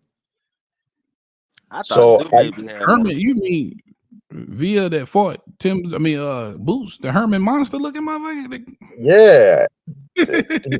I thought I seen him pretty has pretty much speed there. And Tim Tszyu, I think he has more power than speed, But that's just my opinion. Yeah. I can see some similarities there for sure. Not a lot of footwork. I think that's the biggest similarity. Yeah, that's what I'm looking at. Yeah, the footwork. Maybe the speed. He could have an edge on Tim, but I think Tim's IQ is through the roof. He really definitely sits down on his punches, and he's got really, really great timing. I think when you look at the Tony Harrison fight, who had the better footwork and the better hand speed, and the way he was able to time the old fella, even though he was past his prime, Tony Harrison, and I think that was the biggest fight for me for Tim Tszyu that opened my eyes up. It was the timing. Right, even in that Brian Mendoza fight, Brian Mendoza had the better footwork, the better hand speed, but the timing of Tim Tszyu was just superior. So, but other than that, definitely some similarities. My guy Raider is in the building. What's up, Raider, man? Welcome to the show, man. Welcome to the panel.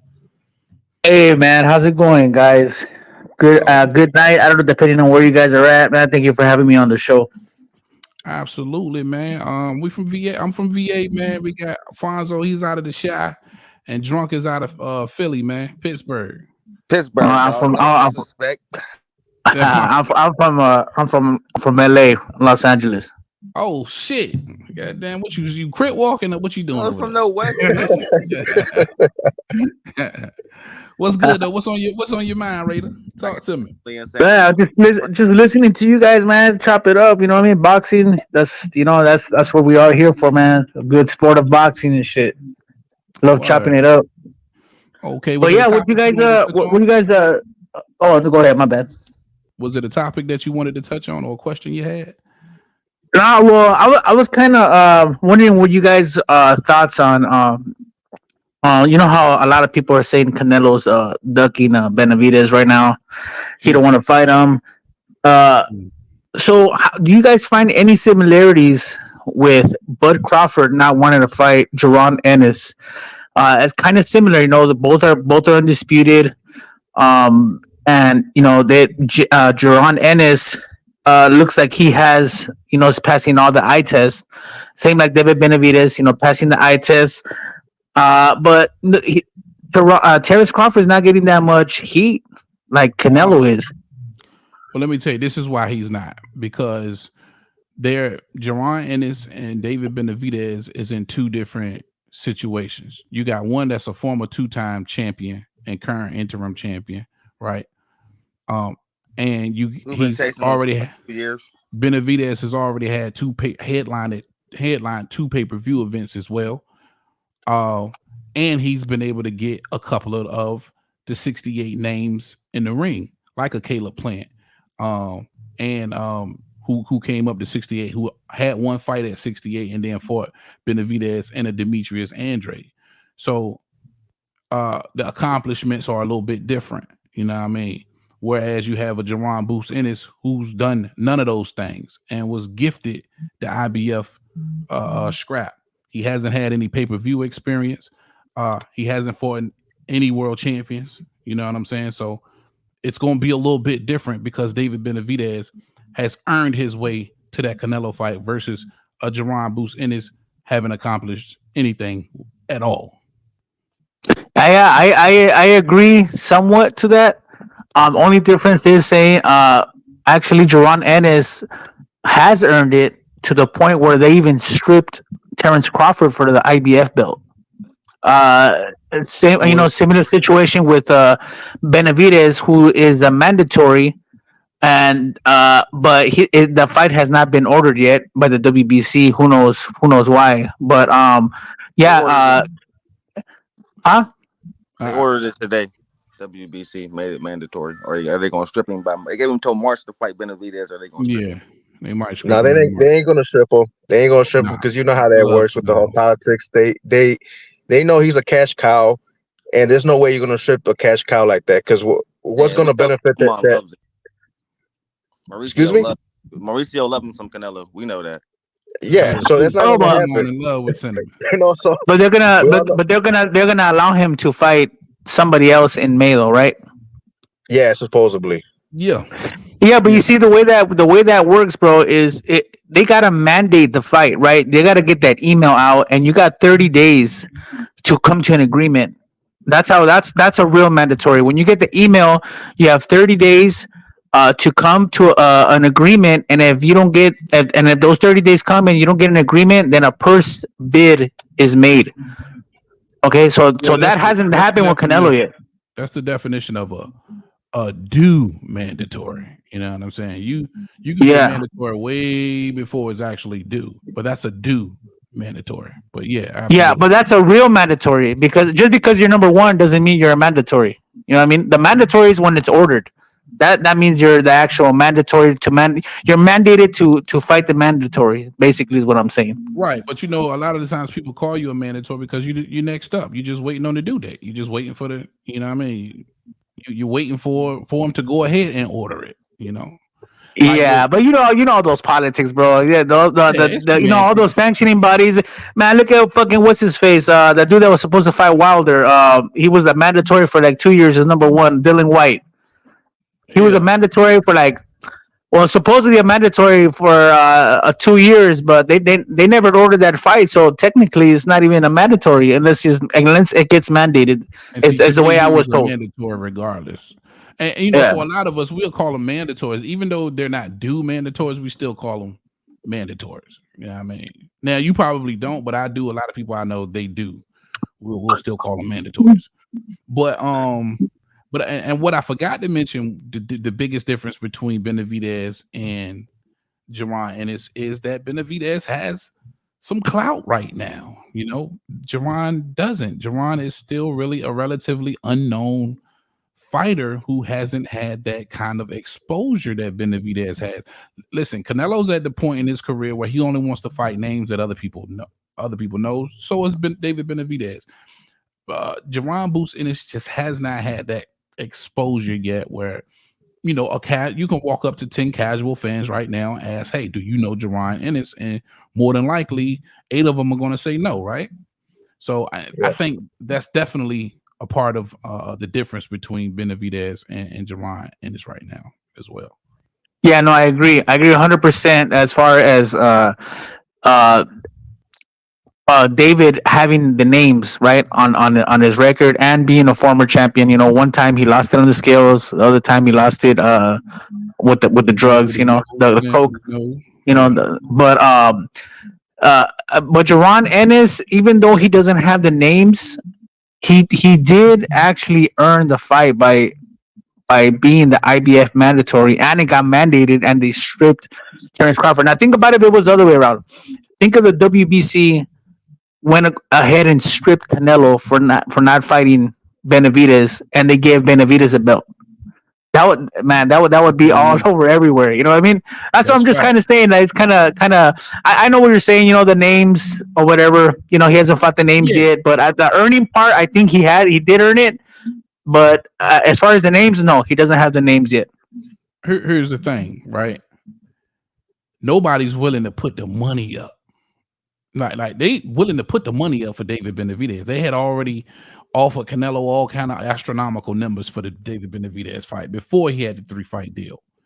Nobody's going to put the money up for the Bud Crawford and Jaron Ennis fight. Now, if somebody come out of the blue and say, "Hey, but we'll give you $15 million to fight Boots," he's going to fight him quick.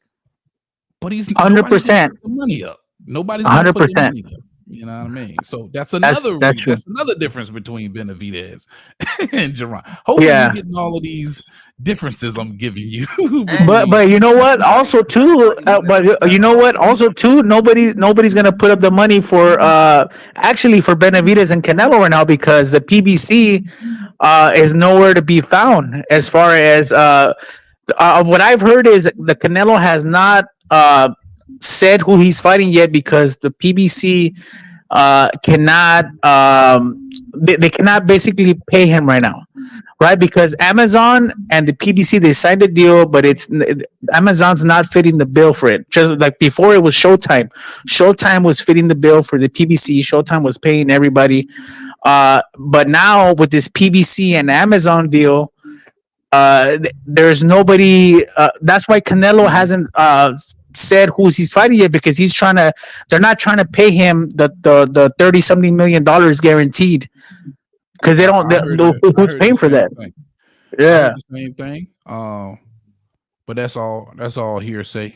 Yeah, I agree. Yeah, we don't know exactly what they got going on right now, and I think Amazon was smart enough to do their due diligence to understand who they're getting in bed with, and they took a peek at the financial status of Al Heyman and the PBC and understood, like, hey, okay, they can put these fights together. They do have this right here to make these fights happen, or we wouldn't do business with them. It doesn't make any sense if they're not going to financially back them, not to take a peek at those financial records and understand what they can and cannot do.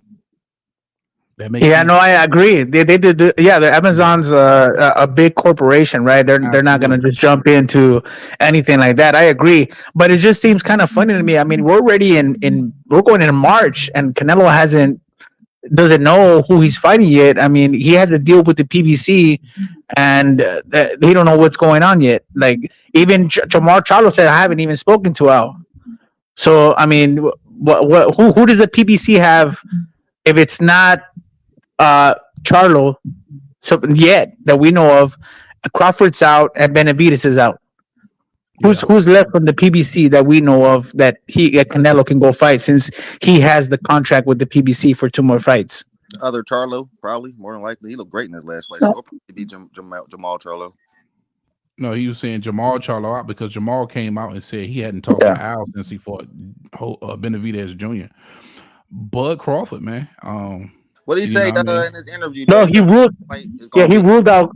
Yeah, he ruled out Crawford. Yeah, he ruled Crawford and Benavidez. It didn't make any sense to me. I don't know why Canelo would rule out Crawford. He's built a career on fighting smaller guys. But remember, defended.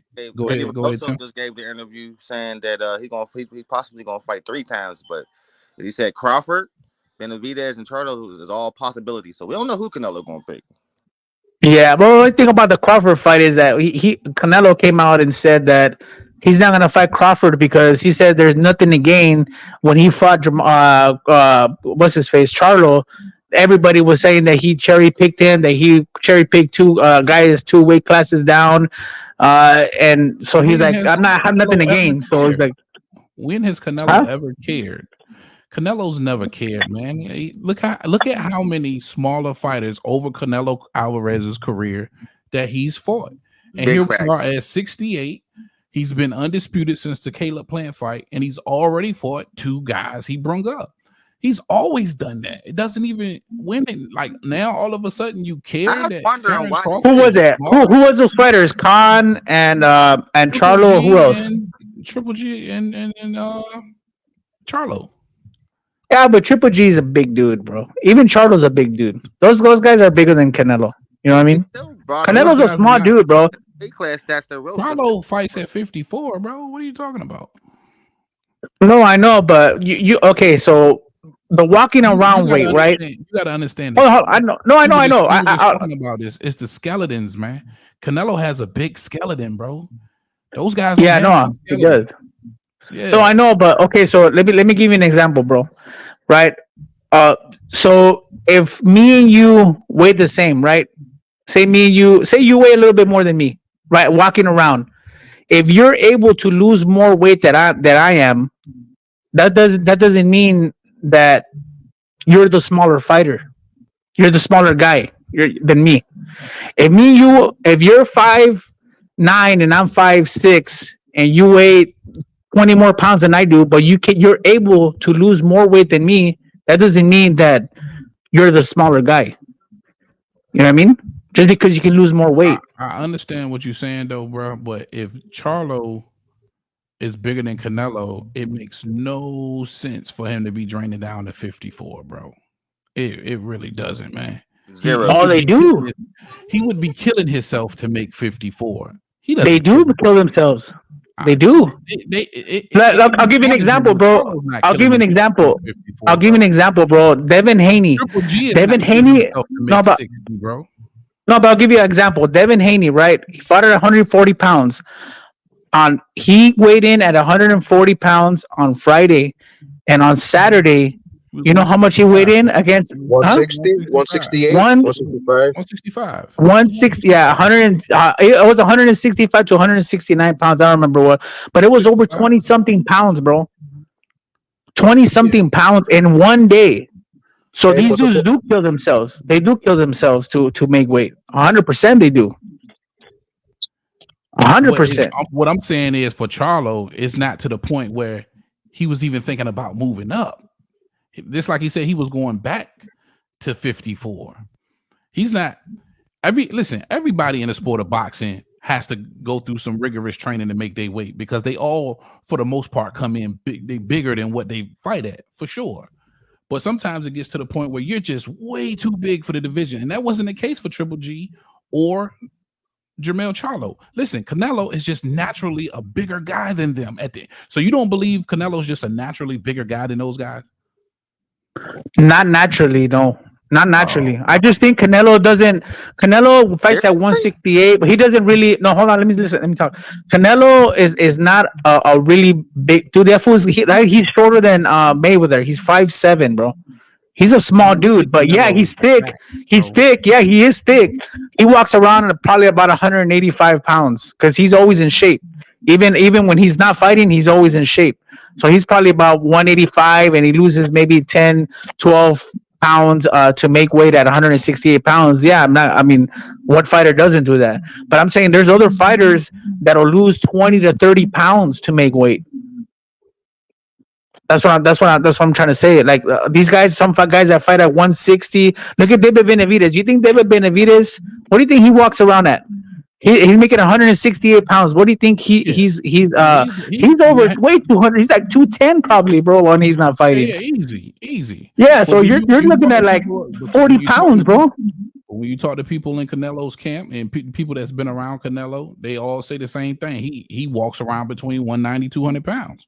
And I know you sound like a Canelo fan. I know you heard it. No. No, it's not just Canelo. It's a lot of dudes. Yeah. You know what I mean? So that's what I'm saying. Yeah. When you look at Jermell Charlo, he doesn't walk around at 200 pounds or 190, bro. He doesn't. You know what I'm saying? Triple G neither. Yeah, I think they do, bro. I think they do, because even Crawford said he was at 180 pounds. Remember that when he said I'm at 180 or 168 looks pretty close. That's a Crawford. Okay, let me ask you this: do you think Crawford is a guy that's a gym rat that stays in the gym and is hard dedicated? Okay, so imagine if he's one of those guys that stays ready and he's in the gym and he's at 180 pounds and he fights at 147. What do you think these guys like Charlo that fight at 154, the other Charlo 160? These guys are at over 200 pounds. I don't think Crawford said 180. I gotta think see he that. said You He gotta did. see 160. that. Okay, look it up. No, I think he said 160. Look it up. Look it up right now. 160 something, bro. I know No, what look you're at talking about. He said look at that 160. tweet. He's the one. He Crawford himself tweeted out. He said 180, 168 is looking pretty good. No He's way. 180 pounds. Yeah, I swear. I'm not gonna make it up, bro. I wouldn't lie, bro. I wouldn't lie, bro. I've heard him say that he walks around at 160, some 165. Yeah, that interview that after he won that Spence, he did say something about before he was talking about That's the fighting interview I'm Canelo. talking He said there's weight classes for a reason. He's like, oh, I barely Exactly. weigh 160 or something like that. Then like a week later, he wants to fight him now. So all of a from sudden, what I he's heard, the 180. interview he did say 160. That's the interview after he fought Spence. He said Yeah. that. He said, "Listen, man, I'm not messing But with he's talking Canelo. about a tweet. His weight classes He's talking for a about reason." You mean after he embarrassed that nigga? Yeah. He definitely beat his ass up, bro. That was He said, crazy. "Man, I walk around at 165, 168, some shit like that." Now, if I want to fight with Canelo Alvarez, of course I tell you I walk around at 180. You know what I mean? I want to fight Canelo, you know. But he's small, man. There's no way I don't believe he's walking around at 180. I'm just going off of what he said, bro. Like, I don't know. Believe Canelo, when you just look at his body type and you look at his skeleton, he's just naturally bigger than those guys, man, in my opinion. Because he's got a wide frame on him, definitely. He's got big legs and a thick neck. He does for sure. Back, man, that nigga's back is like an aircraft carrier, bro. I think we'll see Canelo Crawford before we see Canelo Benavidez. His back looked like a 1966 Cadillac, bro. What you say, Tim? I think we'll see Crawford Canelo before we see Benavidez Canelo, because I personally think Canelo don't want that Benavidez fight at all. We'd have been seeing that a long time ago. We'll see Munguia. Listen, he doesn't, man. Like we'll see Munguia fight Canelo before we see Benavidez. But I think Benavidez should just move on from Canelo. You're never going to get that fight, bro. He don't want to fight you. Well, they just came out. Benavidez team said Canelo and them team reached out to them and told them, hey, he wasn't on the radar for 2024. And that's why I just made the recent video saying Benavidez needs to move on. I mean, you can't chase this dude forever. He just doesn't want to, for some reason, even though at 168 pounds, nobody makes more sense than David Benavidez. He doesn't want to fight him. And I don't know why.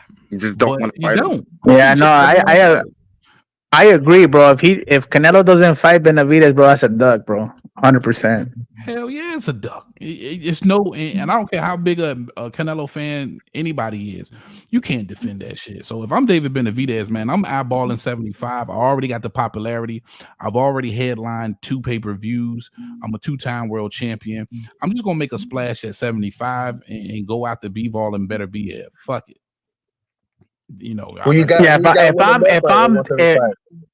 if I'm David, bro, I'm gonna wait until the WBC, what they said, see if they come true to their word that they're gonna mandate that fight in whatever May or whatever.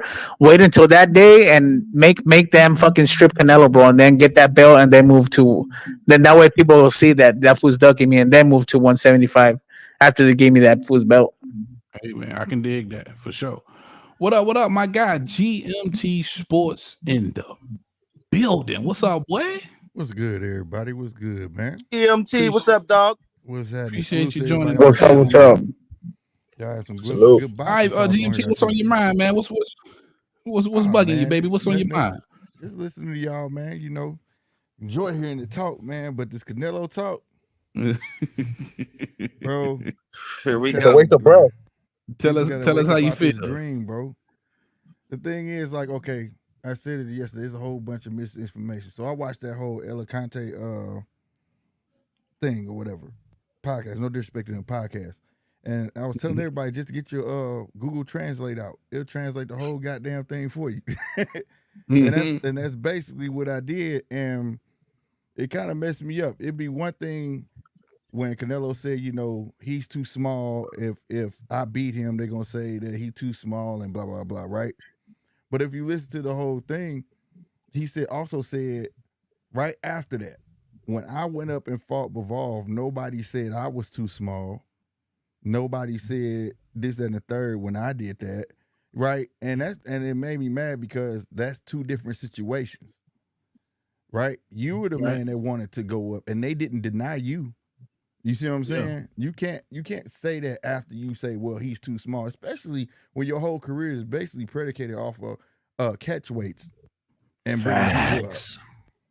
Yeah, I think I heard that he's like the number one with the rehydration clause. Yeah, he has it. And here's the thing too.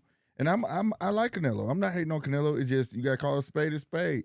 You know, people talk circles around you as long as you chase them. You feel me? And I'm not one of them cats, man. I gotta cut you off somewhere. You can't make it. You can't say a fact and then make an excuse behind it, and then it just put people back in that perspective. You've been doing this your whole career, and the fact of the matter is that we all know, if you know Canelo like I know Canelo, Canelo's always had trouble with boxers. Always. He don't like people who move a whole fucking lot. Anytime he got a person to really move a whole fucking lot, he tries to hurry up and get him up out of there. That's why I don't understand why he don't want to fight Benavidez. He don't want to fight Benavidez. You got to think for two reasons.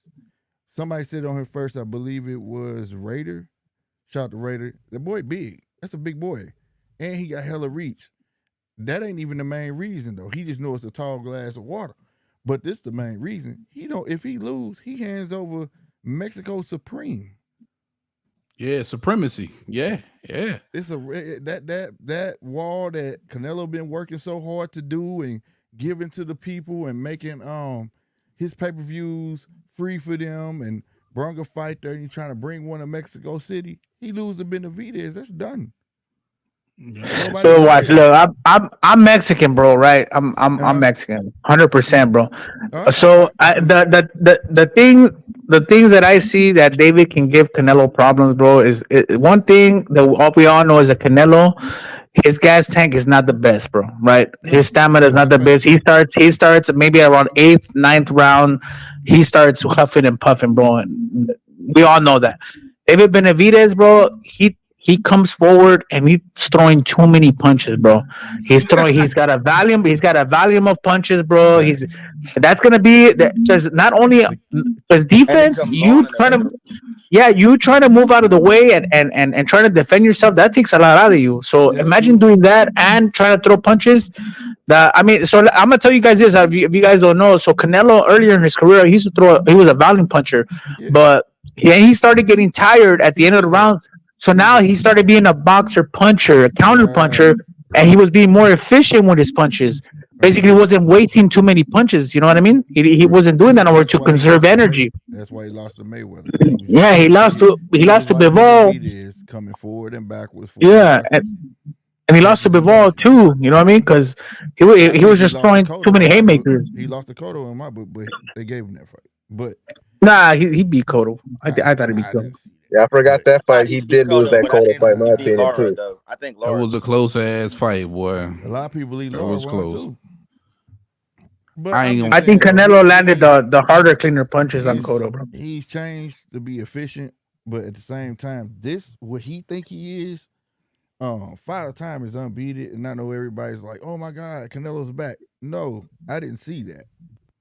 I just saw a tailor-made cat that was for him.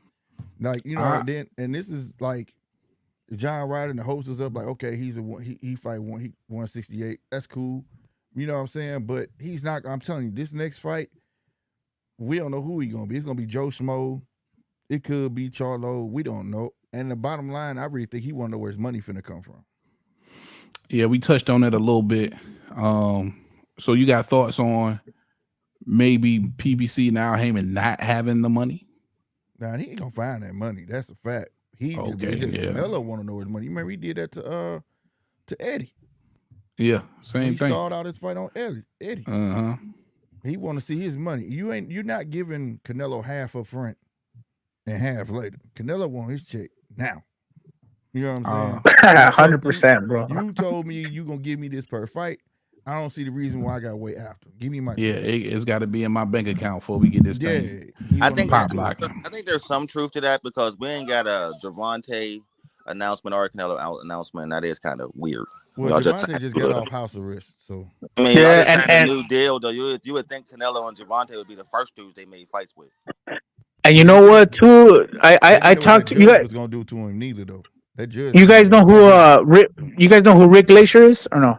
Yeah, I know. Of course. Yeah. So I talked to that fool on Friday, right? I was chopping it up with that fool, and he was telling me also too that the another thing that's going on with that is so Canelo's contract was the PBC was a joint contract with Showtime.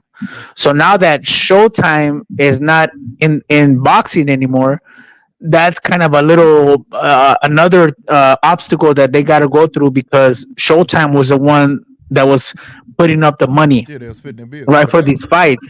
That's kind of for everybody on PBC now, though. Not Yeah, correct. Where the money's being spread out. Yeah, exactly. That's everybody for the PBC. Bud out his contract. You know what I'm saying? Correct. It's easy to let him out. You know what I'm saying? So, but that he needs a Canelo more than he needs a Bud. Canelo's gonna sell, and he needs that to gain that trust of Amazon. I know, but don't give him a budget. The only difference with all the other PBC fighters and Canelo's contract is that Canelo was guaranteed a certain amount of money, per fight. Yeah, it was like 30. So now, whatever it is, now they don't know what. Yeah, exactly. But now they don't know that. They don't know. He doesn't even know if he's guaranteed now. So now that's a little thing that's going on. Yeah. I don't really think it's about. I think the money's there. I think it's him trying to figure out who the hell he's gonna fight. That's what the hold up for me is. They trying to work the best angle to make the most money. I think it's gonna and figure out who he's gonna fight. Well, the most money is against Crawford, I believe. Right? What do you guys think? That would be the biggest fight, right? Yeah. Canelo Crawford. How big would that fight be? It'll be a big fight. It would be huge. But Canelo don't want to fight. But this is the thing. I mean, it may be the bigger fight, but we talking about Canelo. Canelo bring a whole country. So when you talking about Canelo, it's kind of like whoever you fight, it's gonna make dough. You know what I mean? Whoever he fight, a couple pennies. They need Canelo to be doing really big numbers. They don't need him to be hovering around the 500,000 mark. If he just fights anybody, then he's gonna make the 400, maybe 500,000. That's more than what these other guys doing. And you can't count Javante. Yeah, but look how much they didn't. Look how much they didn't paid him though. You know what I mean? This three fight deal is worth how much? 35 a fight, I heard. 30 a fight. It sounds like million, right? 20 million or something. Yeah, plus back end money. Plus back end money. Out of those three fights, I need you to be doing well over maybe 1.5, 2 million. But that's the thing of going in with Canelo. You gonna make your money back and you gonna make some, but you're never gonna triple or double what you make off Canelo. Canelo ain't never hit no 1.5 or no 1.2. That's the thing, they could. Yeah, but if he fought Benavidez and Terrence Crawford in these next two fights, they could. But the thing is this, though, you guys got to remember too, though. There's live gates, there's concession money, and there's also side fees, bro. The side fees, they can make all the. You know how much the casinos pay for like a Canelo fight? I mean, that's why they can guarantee him that much money. Because of the side fees. Yeah, but that off the side fees. But not only that, they could. They could. No, they could. He fought Bud the fight and Benavidez next. The fight that will make the 1.5 will be Benavidez. It's not going. That's basically that fight will be like it will just be that fight. No, I'm saying collectively, like out of these three fights, if they could turn these three fights into 2 million pay-per-view buys collectively, easy. That's winning. I ain't saying they couldn't did that shit. He went over to the zone and did that with no problem. Remember the zone game 300 something million. They're not on that trajectory right now because how many pay-per-views did the Jamel fight did? That just did over 500,000. You're not on that trajectory. No, what you talking about, Jamel? Oh yeah. I mean, but I'm saying if you did over 500,000, and that was worldwide, it was like 400,000, close to 400,000 state. But if he do that, 500,000 worldwide. I mean, if he do that within his next two fights, he hit his mark according to what you're saying, right? 2 million, nah. He not getting that per fight, huh? He not getting $1 million per fight. No, I'm talking. I said collectively, if they could hit the 2 million pay-per-view mark Oh, collectively. I'm hearing it. My bad. That's what I'm missing. Oh, that's easy, bro. Between those two fights, hell yeah, a million each. Easy. If he get Benavidez in there, he definitely going past that. Then that would have, to me, would have made the $100 million worth it. You got to think, man, $100 million, that's a lot of bread, bro. No, yeah, damn right it is. Shit, that's why they need him. They need him. Let's put it this way: PBC need him more than he need them. He has no problem. That's why right now he ain't announcing shit. He don't have no problem burning out on their ass and going right over, hopping across the pond. Eddie just waiting. Come on home. Get this money. Yeah, I agree, bro. Canelo's gonna bring the money. I mean, there's a reason why the PBC wanted him to come to the PBC so bad. After that one fight that they had with Caleb Plant, I'm pretty sure they did the due diligence to guarantee him that much money. You know what I mean? And I don't know if y'all heard in that because they felt like, said, man, with the talent we got, we can match those numbers. But if you throw Maul in there, you're gonna get around the same amount you got with Mel, man.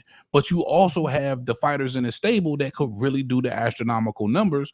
But Canelo got to play ball. That's the difference. Yeah, you can't tell. That's what I'm saying. You can't tell that man what to do, because in that podcast he showed, they was like, where else he wouldn't fight? He said Saudi. He mentioned the names where he'll go fight. So I tell you, he talking. Yeah. You know what I'm saying? That man's a businessman. He's a brand now. He made that very clear.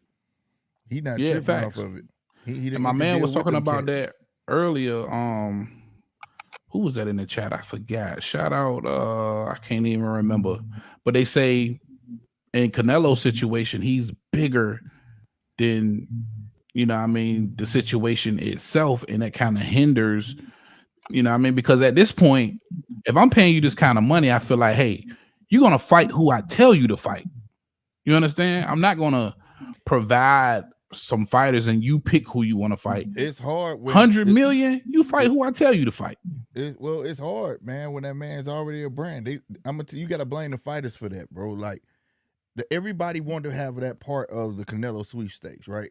And if nobody would think about how long Canelo the boxers held up, because they wanted a piece of Canelo, because they felt like Canelo was where the money was at. It's the same thing going on with Gervonta right now. Yep. Everybody wants a piece of Gervonta, so everybody holds up the game for Gervonta, because they feel like that's where the money at. You get what I'm saying? And if they didn't do that, his brand wouldn't be as big as he is. You get what I'm saying? It just wouldn't. But now you can't take it. You can't take it back. You can't stop the growth of the brand though, because the growth of the brand represents the money. You know what I mean? At the end of the day, these promoters want to make the money. Right, but but Gervonta's got to go after those belts, man. He got. I mean, come on, bro. That guy. He already said he don't give a fuck about them belts. Yeah, I know. That's what I'm saying, though. You know, I believe him. When is this guy gonna fight a top 3 guy, bro? At least, come on. Gervonta? Yeah, when that money starts slipping. That's true, huh? As long as he can pack in the arena, he can fight who he wants. Exactly. I mean, he's in the same situation as Canelo, man. At the end of the day, he fights. But at least Canelo is undisputed. That's the only difference there. And but Canelo's got mandatories. You know what I mean? I think that's the difference too. So it's always going to be more pressure on Canelo to really fight somebody, because he's got real mandatories. I ain't gonna make him fight. Let me ask you this: would you rather have Canelo fight a name or a mandatory? Shit, Benavidez is mandatory. I want Benavidez, bro. I want his Benavidez is the name and the mandatory. Right. I want the mandatory. And look, Raider, I know you're a bit, because you Mexican, you're a big Canelo fan. You can't deny that out of everybody at 60. No, I said, man, that if Canelo, if I had to pick one fighter for Canelo to fight, it's gonna be Benavidez, 100%, bro. Right. Yeah, 100%. Sure. No ifs, ands, or buts, bro. And if he doesn't fight him, then that's a duck.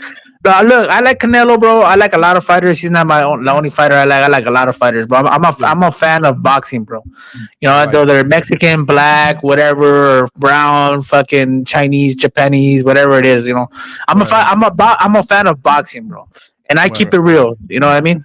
So it doesn't matter. You got a lot of Mexicans who would defend how Canelo is maneuvering around Benavidez and not even acknowledge that he's actually ducking. You know what I mean? So I appreciate you coming on the show and being 100% honest about how you feel Canelo's moving, man. It takes a lot because you got to understand there's a lot of Canelo fans who won't do that shit. Super No, rare. I'm gonna give him the 3 fights that he has with the PBC. So he already had one, so he's got two more chances. You got to fight him with this PBC deal, or else he's a dog, bro. I mean, you can't. There's no other way around it, bro. And that brings me back to what David Benavidez camp just came out and said. They just came out and said that Canelo, a representative from his camp, told them that more than likely he's not on the radar for 2024. Yeah, Samson. More than likely that fight doesn't happen this year. And if we know Canelo, he's going to fight in May and he's going to fight in September. Correct. But the only thing about Canelo, bro, sometimes he be changing his mind, bro. Like, look what he said about Triple G. He said, I never want to fight this guy ever again. I already fought him for 24 rounds. I'm not going to fight him no more. Exactly. That money was what changed his mind, right? They're like, fuck it, I'll fight him. He was like, boy, I'll be a fool. Hey, let the Saudis say, hey, I'm going to give you this much money. Come and fight David over here. Yeah, but like, where do it's like? He's going to be like, sign me up, my boy. Sign me up. Like dying to fight in Saudi Arabia. That is one thing that rung bells in my head that he's really want to fight over there. So if anybody can make that Benavidez fight, it might be the. He mentioned Saudi. it. He said he mentioned shit. Anybody would. Shit, I'll fight over there. Money. They cash you out as soon as you get over there. They paid Deontay Wilder $150 million for that horrible ass performance. That shit was crazy. $150 million. Goddamn. All right, switching gears just a little bit, guys. I wanted to harp on this Subriel Matias a little bit. Ooh-wee. The madman, the monster. A whole lot of things. I think he's an extremely exciting fighter right now, and I'm glad that he's getting, the attention that he's getting. Listen, I always say I'm a purist. I love all styles of the sport of boxing, but man, that nigga style is exciting. I'm gonna go to you, Fonzo. What do you make of Subriel Matias? Like I said before, man, he's the up and coming guy, and I'm excited to see what he's gonna. He's gonna fight in Puerto Rico, his hometown, right? Yeah, man, he going back to Puerto Rico. He's going to fight a tough-ass Aussie by the name of Liam Paro, who's coming off the biggest win of his life in his career versus a hyped-up Montana Love. So just for him to even take this Subriel Matias fight says a lot about Paro. What about you, Tim? What do you make of Subriel Matias? I think, I didn't really know much about Matias until my grandfather pulled me to the side. Like, yo, there's this Puerto Rican fighter up and coming, man, knocking everybody out. And I heard he killed somebody in the ring. And I'm like, what? So I started kind of researching into him a little bit. And the thing about Matias is that he looked like he don't hit as hard as he hit. Like, you know what I mean? Like, the knockouts kind of come from anywhere. You know what I mean? I dig that about him. That's an exciting style to me. And I see why nobody in the ring, nobody really want to get in the ring with that dude. And again, like I said, like it's kind of intimidating to get in the ring with somebody that got an actual homicide from boxing. You know what I mean? Great choice of words. Raider, what do you think about Subriel? Man, that dude's a problem, bro. I think he's a top 3 at 140 next to Haney and Teo. That guy, bro, he's something else, bro. He's gonna be something to reckon with. I mean, I don't know. We're gonna see. Hopefully, we can get one of these guys to bang it out with each other, bro. Teo said that he already wanted to fight him. Subriel wants to fight him. Hopefully, we can get something cracking right there, bro. Or a Haney fight. We'll see. For sure, man. 140 is getting more and more exciting by the day. Real quick, shout out 913 Boxer in the chat. My guy Bruce Gas, Boxing, Jazz, and more. Appreciate y'all for rocking out with us, man. GMT Sports, man. Subriel Matias, what you make of him? Bro, like I said, he the next up boogeyman, bro. And I'm scared for him because he's staying busy. I love it. He said, I ain't waiting on T.O. because he was supposed to fight T.O. T.O. next fight was supposed to be him, but he hurt his hand. You see what I'm saying? T.O. wasn't going to wait on him. So he had to move on. You know what I'm saying? And he trying to stay busy. And I fear the more people he put down, the harder it is going to be for him to make fights, bro. And he hit hard, but I think it's more of his style of fight that scare motherfuckers. Is that he relentless, man. He don't care if he get hit. He coming forward at all times. Facts. He don't give a damn. He know one of these motherfuckers gonna land. You get what I'm saying? He one of them ones that don't mind eating 2 to get off 3. Right. You know what I mean? So, he got hell of a chin. So, I don't think if anybody I think will step in the ring with him, will be T.O. It's just going to be up to will Bob be willing to put him in there with him. Facts. Yeah. Oh that's yeah, a but hell he of a- just signed man, that that deal with what he signed? He signed it with the Matchroom. Zone, right? Matchroom. Matchroom. Hold on, we Yeah, say so it's gonna be Bronson. hard to. It's gonna be hard to make that fight with T.O. since Top Rank. I don't know what kind of relationship Top Rank has with Matchroom. Oh, he got good. Yeah. He over there with Yeah, See, they yeah. fought before. They have fighters fight before. Yeah, it's an Yeah. easy fight to make. It ain't. I don't know if it ain't y'all like you y'all can't know, make it. but Matias just inked a new deal with Matchroom Eddie Hearn. So he's Who? on the same Matchroom Eddie Hearn. It's a multi-fight deal, co-promoted deal with Eddie Hearn and Matchroom. So he's going to be on the who you Zone talking now. about? Matias. Oh, Yeah, we just said that. Yeah, that. Yeah. Yeah, that's what we said. So Yeah, he's on Matchroom. Devin Haney's side of the street. Mhm. Yeah. So it looks like he's targeting Devin Haney. Haney. You know Right. what I mean? Yeah, but he just that- recently sent like a that message fight. out to Bill Haney saying, "Listen, I'm on y'all side of the street now. I'm with the Zone. We got basically the same promoter. What's up?" And that's the greasy side of the street because Eddie will put your ass in there. Eddie put gonna make pressure that on you. fight I like real it quick. about Eddie Eddie though. like, fuck you say you shit, go on get in there. Eddie put pressure on him, bro. I like that shit about. So that unification fight out of everybody at 140. When you look at 140, with Devin Haney, Rolly Romero, Teofimo Lopez, and Subriel, all four of the champions. Is that the best fight for Subriel Matias? The Haney fight? Nope. You don't think so? Who is it then? T.O. Hell no, because Rolly ain't getting in there with him. That's what I'm gonna say. It's T.O., bro, because it's not just about that boy got true power, and we already know that if Haney get hit more than once in the chin, he gonna get dropped. We already know Rolly will be the one if he didn't have a weak chin because he actually got popped. You Yeah, know that what I'm old saying? man whoop Rolly's ass. He ain't getting in there with he him. got popped. But also- Rolly really actually can crack, but he get caught one time, he going to sleep. You know what I'm saying? I'm telling you, it's T.O. T.O. could take a shot. So T.O. be the best matchup stylistically. Yeah. And if for you gotta go, and he gonna stand Matias. there. He gonna What do you stand think? there. You know, if I'm fucking Super Martinez, I want one name under my belt before I go after the T.O. or Haney, bro.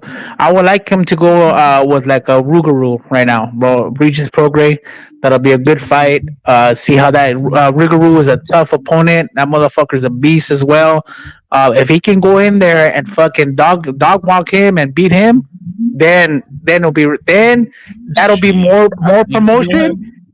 I think he'll have more trouble with the Regis I seen versus Devin Haney. I think Yeah, he'll have more trouble with Liam Pyro, who he's about to fight, than a damn Regis Prograis. I'm gonna be real with you. I got kind of lean towards Raider because one thing about Matias, he gonna come forward. So then Regis ain't got no feet like that where he gonna be dancing around.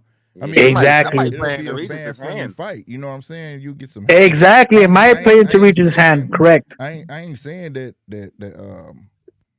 Rougarou will win, but I'm saying that they gonna stand there and get it on. It's different when you put a boxer in the ring with a dude who flat-footed. You know, 100%, bro. I guess I 100%. want to see Matias versus somebody not coming off just a horrible performance. I want to see him against versus guys that's looking good. You know what I'm saying? Yeah. I mean, if you put Haney in there with him, Haney's not going to crack, man. Haney's going to jab, stay behind the jab and box all day long. That's He going to be gonna box him, himself. and that's He's how not he'll going win to the fight. stand there and crack with that dude. Yeah, and the fans gonna want to see a slobber knocker, and just to get his name, get him some real recognition like that. He not pay-per-view yet.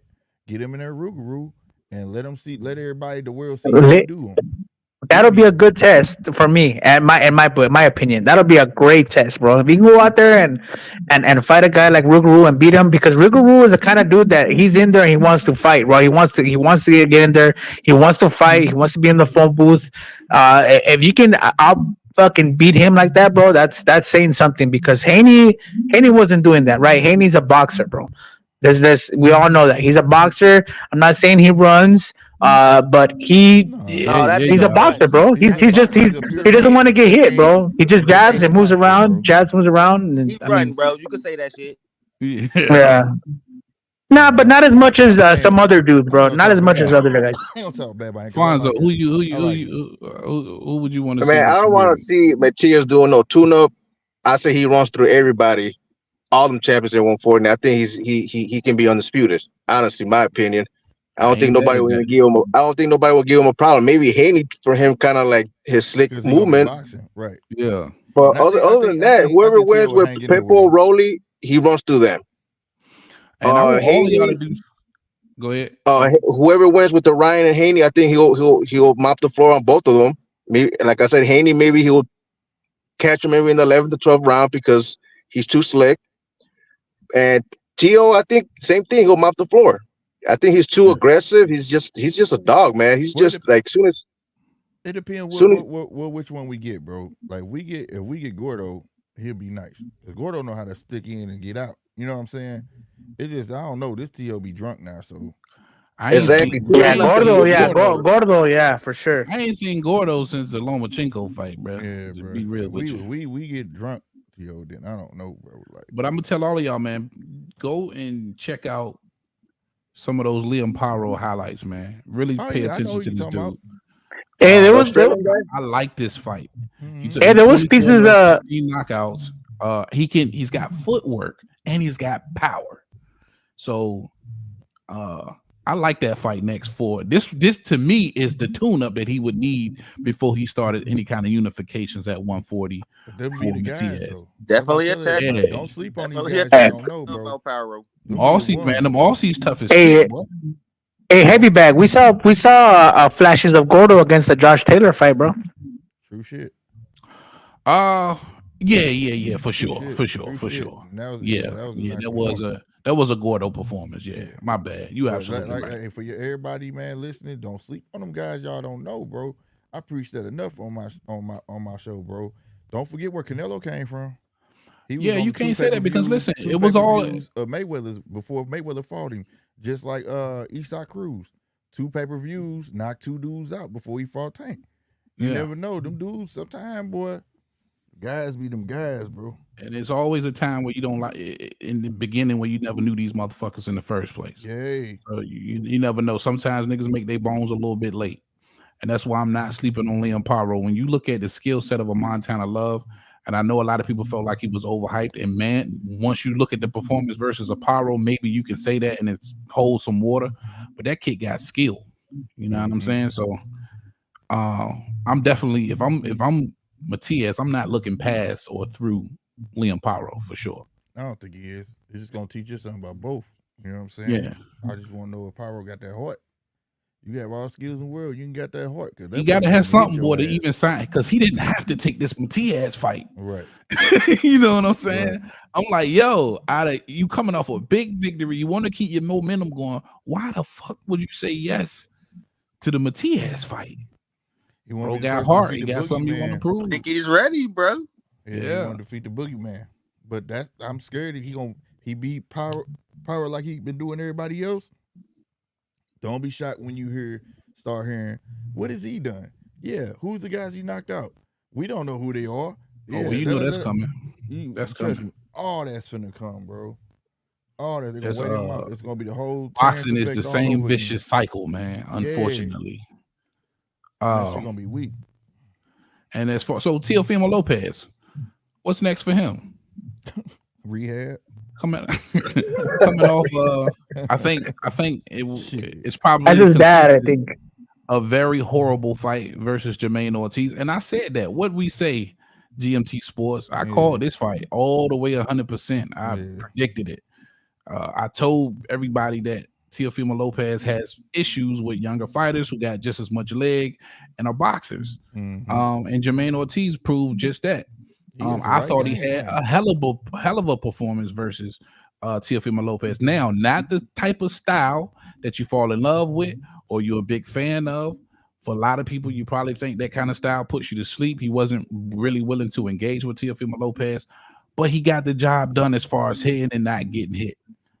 What'd you guys make of that fight? I thought Jermaine did right, bro. What pissed me off, Teofimo want to get mad because you don't know how to set traps and shit. So you just think because you walk backwards, somebody supposed to follow you. and he getting mad in the middle of the ring. That threw me off on the whole fight. Like, you don't want it. You don't want it. And then, I'm like, do you hear that scorecard? I'm like, bruh, they finna rob his ass. They finna rob him. Because he's technically shit. Teofimo is the cash cow over there right now on Top Rank. Without nail pay-per-view, he's the cash cow. Facts. You know what I'm saying? I say, if I'm Bob, I'm feeding you to Never Ready. I'm gonna give you to him. Come on up, Never Ready. And gonna get him up out of here. Fonzo, what you make of that fight, Fonzo? Yeah, he couldn't cut off the ring, and yeah, he was, complaining about whatever. This dude running. Dude didn't run. He was just being a boxer. You know what I'm saying? Right. And he did. I'm sorry to say it. I don't like to see it. You know what I mean? But he did. Ortiz did won that fight legitly. But it's not what me personally. Yeah, I don't know. It's something that he won the fight, but I'm not a fan of Ortiz. I want to see another fight, neither another Thursday fight, because it's one thing after the other. You know what I mean? It was first Shakur, now this guy, and it's like, and these two guys are the face of Top Rank. You know what I mean? And this is the kind of shit we get. Like, I ain't trying to see that shit. I can dig it. Tim? Bro, Dio showed me 3 things in that fight. 1, footwork super frustrate him. 2, he don't know how to cut off a ring. And 3, have you ever seen such diva moments, such crybaby moments in the ring? Ref! How many times did you see him do that? Bro, right. Hitting his gloves, looking like around. a little girl, man. Like set so I don't traps, bro. Make him follow you, bro. You know what I mean? I don't want to see him fight, and that was a complete robbery to me. Like, like you said, that fight, that style ain't the most entertaining, but when it come down to the sweet science, he performed it perfectly that night. He got screwed. Yep. All right, and it's not like he didn't. We gonna and I can't sit here and say that he just danced around. My dude was engaging at times. He really was. He really was. We watched that fight together. We screamed it live. Remember, we was all pissed off. Like, what's going on? Like, you know what I mean? Now, who do I want to see T.O. fight next? Keyshawn Davis, baby. Especially when I'm hearing that he smacked up that nigga daddy. Is that true, bro? That's why I ain't reported. I don't know if it was true. I don't know if it's true or not. Listen, but the rumors are circulating like crazy. And you should have been that. And I heard T.O. just stood there and watched. You ain't even helped your pops. Right. This is coming from an eyewitness, Shakur Stevenson, who was in the building at the time. So and recently, how Keyshawn just ran up on him recently at the fight that happened the other day, O'Shea Foster's fight, just ran up on him at that night. T.O. ain't want no smoke, man. I think T.O. might be one of them internet warriors, bro. Especially if you watch your pops get packed out. Shakur said this quote: "Broski, the same ninja that watched Keyshawn knock his father out. Oh my goodness, that watched Keyshawn knock his father out." Right in front of him, but get in front of the camera and talk like he's the toughest ninja in the world. Bro, you a pussy. I know you in real life. End quote. That's from Shakur Stevenson, who obviously was an eyewitness there. He also went on to say that him and Teofimo Lopez, they're together. What? So, yeah, according to Shakur, who was there, Keyshawn got upset because Lopez Sr. used the N-word, and Keyshawn, listen, I'm from VA. Keyshawn from VA. We from the home of Sweet Pea Whitaker. Mm-hmm. It's different here, bro.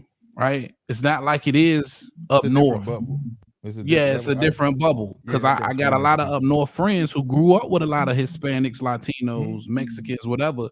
And they use the N-word up there, and it's cool because they grew up with these cats. I used to stay in L.A., I stayed in San Bernardino, all through California. Yeah, Cali, all that up north. But here in the South, it's a little different. Because now, I'm going to tell you this, bro. I'm Mexican, bro, and I'm from L.A. Old school Mexicans out here, bro, we don't say that, bro. Yeah, I'll tell you that right now. Right. That's like Northern Cali. Northern Cali, the Mexican dudes up there, they're more with that kind of lingo, whatever. Yeah. But like over here, we got like the essays over here, bro. We don't say that out of because we got our own program and we got respect too. You know, you guys give us respect and we give it right back. So that's the way it is, bro. Because I've been listening to some dudes be saying that and I'm like, come on, my boy, you know, like you know. I used to stay off of Pico and Fairfax, so I know. Oh, Pico and Fairfax, all right, yeah. You know what's cracking. So you know what's up, man. Like, old school Mexicans, bro. You know what's cracking on me. Because me and Keyshawn from the same place, so I can speak directly about what he's probably accustomed to here. And that's not something that's dealt with, you know what I'm saying, lightly here. You know, that's always going to be a form of always has been a form of disrespect. So depending on what he said and how he said it, Keyshawn took it as disrespect, and I guess he snapped out and he knocked his pops out. Yeah, and it'll be a big. So because I'm from the loop. That's crazy, bro. I never heard that, bro. That's super interesting, yo. See, that's why I want like to know if you go more. to New York, though, New York is just up for grabs in New York. Everybody said, you know. So I think that should definitely be T.O.'s next fight, and there's some steam behind that fight too, baby. Man, so that's what I'm saying. For me, bro, if I'm T.O., don't nothing else make sense but Keyshawn. I don't give a damn how much clout he got or don't got, or he trying to get. According to T.O., he's telling Keyshawn he need to get a belt first. Nigga, you done knocked out my pops. Right. I got to have you, and I got to publicly humiliate you for doing that shit. We're getting white in that. I got a dog walk. Yeah. Hey, let me. I have a question for Alfonso. Hey, you from over there, from Chicago? Yeah. Hey, do they say that over there, the Mexicans over there, or what? Yeah, it's same thing like Canelo, man. There's like I don't use it, but there's a lot of a lot of people out here that they use that word. Yeah.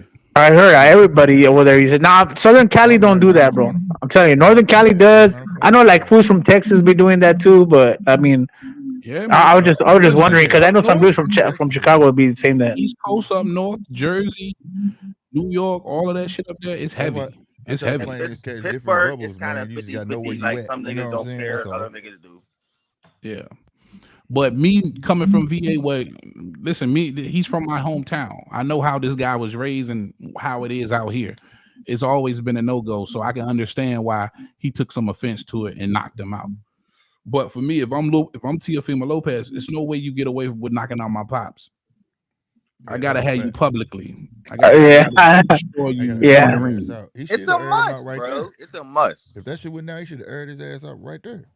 That's mandatory, bro. Somebody touching my pops on me, that's mandatory. That's you know what I mean? Hey, Heavyback, when was this released? Like, when was this little event actually happened? Man, that's what I don't know. There's a lot of details that I don't know. I know a little bit of that backstory. What was supposed to happen was Keyshawn was still an Olympian and he was sparring T.O. to get some work in, and then the shit talking got out of control and it exploded into an all-out melee. Yeah, right. That's what I heard. I heard it was old news. I heard it was back in the day. So it wasn't like And I also heard that the Olympic coach fired on the pops first. Oh, okay, yeah. So that was some old news, right? That's what I kind of heard. So I don't know why this is like brand new. I don't know why we getting this info now. Because we all just now finding out about it. And it had never came out. Hot, especially when it's because Shakur each other and make it even more. Shakur let the cat out the bag. Oh, that's why. Yeah. Hey, Shakur needs to stop that little tweeter, because you know what De Los Santos said. He's the what do you call him? The Shakur Twitter. Shakur. Twitter's, yeah. Shakur Twitter. Shakira. Shakur need a big fight. Shakira Twitter finger. Talk up a big fight. Yeah, Shakur needs to leave the little social media, man, and focus on boxing and not so much on his phone. And just retiring in like 2 weeks. But that helped your boy out a lot though, because same thing with T.O. Didn't T.O. do the same thing? Blood. That added more steam to the fight. Yeah, that gives them legitimate bad blood. Now that it's publicized and the public gets to weigh in on it, T.O.'s going to get a lot of pressure to avenge his father. You know what I'm saying? Niggas is already all in his build up the fight. That's a hell of a narrative for a fight between the two. So you handled it. Shout out 913. He said, that's right. That's not cool in Inglewood. Okay. 913. You know what it's like to be out there in Inglewood. He said that shit ain't cool out there neither. Yeah, you know that. Yeah, it's Southern Cali, bro. It's not out here, bro. But yeah, I think so I like that, Tim. I think Tim was saying that he would like to see T.O. versus Keyshawn. What about you, Raider? Who would you like to see Teofimo Lopez versus next? The lineal champion. We can't forget he's the lineal champion at 140 as well. So he's the man to beat at 140. Let's see. So we got. I wouldn't mind seeing a Haney fight, bro. I think we can get Haney and Teal. That'll be fucking awesome, bro. That's the fight that I want to see. If that fight can't get through, who else is there? Matias. After Matias wins, if he can't get that fight neither, let's Maybe who was the? Oh, Rolly's the champion right now. Maybe the winner of Isaac Cruz and Pitbull Cruz and Rolly, which I think Pitbull Cruz is gonna beat Rolly. So that'll be a good scrap. That'll be a good scrap. Who else is there? We got Arnold Barbosa there. Jack Catterall's there. Josh Taylor. I don't know if he's at 147 now. Oh, yeah, Who else we got right there? Him and Cat are all about to fight again. Finally. Yeah. They get the rematch going. That's exactly who Josh supposed to be fighting next. Is fucking Jack. Let Jack get his one. Yep. Again. Right. Yep. He won that first fucking fight. That's what I said. He definitely won that first one. Yeah. And what about you, GMT? Who you say you want to see Tio versus Keyshawn, man? But also, like I said, it's bad blood with Haney. You know what I'm saying? They've been sparking it up for I don't know how long. But that's neither here nor there. That's how I look at that fight. That fight won't happen. The in-house fight that happened first.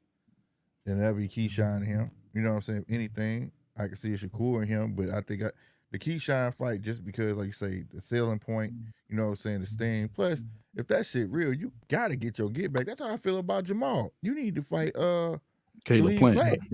Yeah. Fuck that shit. I don't give a fuck. What? Definitely. You get your lick back. You got to get your lick back. I promise you, bro.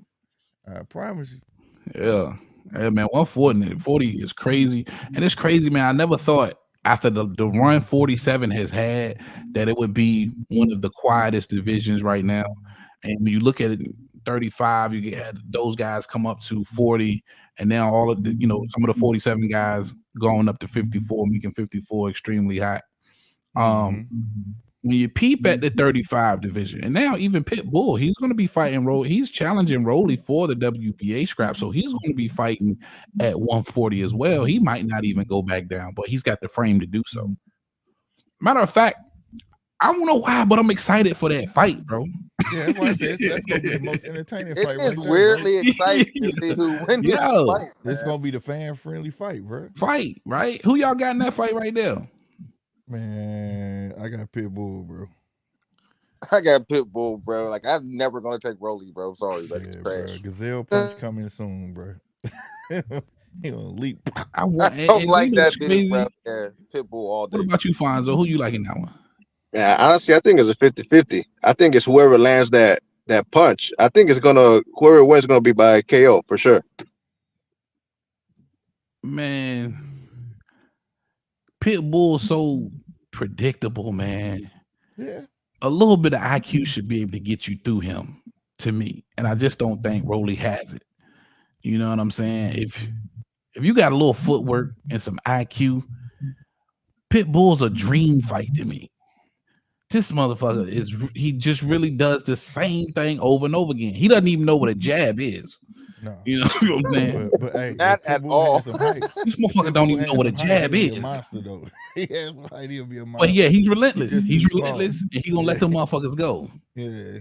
But if you got some footwork and some IQ, that's easy work, bro. And I just so you think Rolly wins it? No, I don't think Rolly's smart enough. I don't think he wins. No. Yeah, Rolly's not a boxer, bro. Yeah, you need fast feet. You need good feet, bro, to beat a guy like Isaac Cruz. Because if you let him get on the inside, it's over with, bro. You can't let him get on the inside. Right. I think letting Bullet go was a bad idea for Rolly, man. Like, for real? Yeah, I think no. Bullet left. Rolly. Bad idea. Man, that's gonna blow up in his face, man. Bullet was able to motivate Rolly, man. So we're gonna see how that work out. Yeah, we definitely gonna see how that work out. Hopefully, he got with somebody that can take him to the next level and get his. If you look at Rolly versus a Barroso and how aggressive Barroso was with Rolly, Pitbull's a little bit more aggressive than that, and Rolly looked horrible off the back foot, bro. Facts. He looks terrible. Yeah, he's terrible moving backwards. The only reason why he was having the success against Tank the way he was is because Tank was off the back foot. He was allowing Rolly to come forward. Well, he was bigger. Because of course he was bigger. You know what I'm saying? But if Bullet didn't yell in there, get him. But Pitbull ain't going for that shit. Bullet got his and Pitbull shorter than Tank. No, hell no. Pitbull coming forward. Pitbull ain't going for it. You ain't gonna be able to come forward on Pitbull. If you come forward on Pitbull, then you just in the pocket. Yeah. Yeah, that's exactly. where you want to be. That boy shell shocked, man. He's scared to get. Yeah, and you know what? That's a good observation. The heavy bag. Barroso was he was going at Rolly, right? Hell And yeah. and I think Isaac is a little bit more ferocious than he is. Yeah. And look at even look at like what Barroso did to fucking what's his face, Robese Ramirez. Yeah. You know what I mean? And O'Hara Davies. Yeah, Davies was the last He fight. did the same damn thing. Oh my god, he came on. But yeah, man, that boy Rolly, man. Hey, Raider, try and turn you got something in the background. Maybe you got the phone on another He phone hit or it. something. He hit it. But no, that boy Rolly, I mean, I think he's mostly just shell shot. He don't want to get embarrassed about that like that again. That Barroso fight, he didn't think that old man was gonna keep coming forward. He thought he was gonna be able to bully his ass. You know what I'm saying? Yeah, Barroso tricked his 'Cause ass. that's a big dude. Rolly's a big guy, bro. Rolly ain't supposed to be at no 135, bro. Rolly's a big Well, ass you know, he's the champion at 140. you know, whatever. Yeah, I'm sure. But either Yeah, way, he at 40. he need to not be where he at. Yeah. 'Cause he need to take some very small fights. Should be on no damn pay-per-view for sure. Man, Right now, that's he's why I just like a Rolly. circus Because clown. Rolly won. He's the prime example of when I say the sport of boxing is 50% selling yourself, the other half is fighting. He's the prime example of what I mean. This boy talked his way into a Tank Davis fight and pay-per-view with only like 16, 17 fights. And not just Tank, he was trying to get anybody. Anybody. I don't know, man. When He sold himself. And he sold if himself any well. nigga puts your face on a sex toy, nigga, you're gonna want smoke. Word. He walked up to the bull. He walked up to the bull and was like, "Yo, this Devin Haney." Man, dude, hey, he showed at the time. What That's foul, bro. Oh man, that's foul as hell, bro. But yeah, I like Pitbull in that fight as well. Now, Devin Haney, Ryan Garcia. I touched on it a little bit earlier, but GMT, Tim, Raider, I don't think you guys were here. Haney should have that. Big fight. First of all, do you think it sells more than the Tank Davis fight? Fonzo. Hell no. Hell no. Fonzo said, hell no. Oh, not even close. No. Now Devin Haney's finally got a dance partner now. 1.2 million, bro. I mean, don't know, but I think I'm gonna be. You know how I feel about Devin Haney, but I'm gonna be 100. I think it possibly could do 500, possibly just because and based that Ryan Garcia got. I don't see that. Like I said, possibly. You see that GMT? Like it's going do more than likely up between 100 and 300. $500,000. I can see that. Between 100 and 300, 300 more likely. maybe, yeah. But 500, I'm gonna be generous. Ryan Garcia got a humongous fan base. Yeah, but it's not gonna touch Tank, and it's gonna depend where they have. But Tank got a huge fan base, so their two fan bases coming together to make that happen. So that fight need to be in LA. But I don't think so. You know what I mean? I don't really. I gave Ryan Garcia a lot of credit for helping make that event that big. You know, his fan base. But I'm just not sold on Devin's casual fan base being big enough to really move the needle. So I don't think it does the same numbers as well. But is it a big fight? Yeah. I'm gonna ask you, Tim. What do you think this fight does? How many? What number? I'm gonna say 450. Somewhere, yeah. I'm gonna say 400,000. What about you, Fonzo? What you think the number is? I might. I'll agree with Tim. About 450. Yeah. GMT Sports. What about you? I say between 1 and 3. Yeah. Damn. I'm for real, man. Because like, okay, you had Haney in Oakland, and if you saw the fight like I saw the fight, that fight didn't sell out like they said it did. It didn't sell out at all. You know what I'm saying? Yeah. I saw them black curtains. You ain't fooling me, boy. You know what I'm saying? And they then say Garcia ain't sell out his last fight with the Duarte. There you go. Right. But he gonna bring more people to it, and then it's also about where they have it at. You know what I'm saying? They need to have where Ryan at. Take it to LA. You know what I'm saying? Go back to Cali, man. Go back to Cali with it. And they never released that pay-per-view numbers for the last Haney fight, right? Nah, everybody speculated. No, they never put those. $55K or something. I don't know the number. I heard it was bad. Yeah. That's why they never released it, huh? Real bad. Like 30,000, like bad. Yeah, now I heard the 30,000 too. I think I heard more 60s than 30s.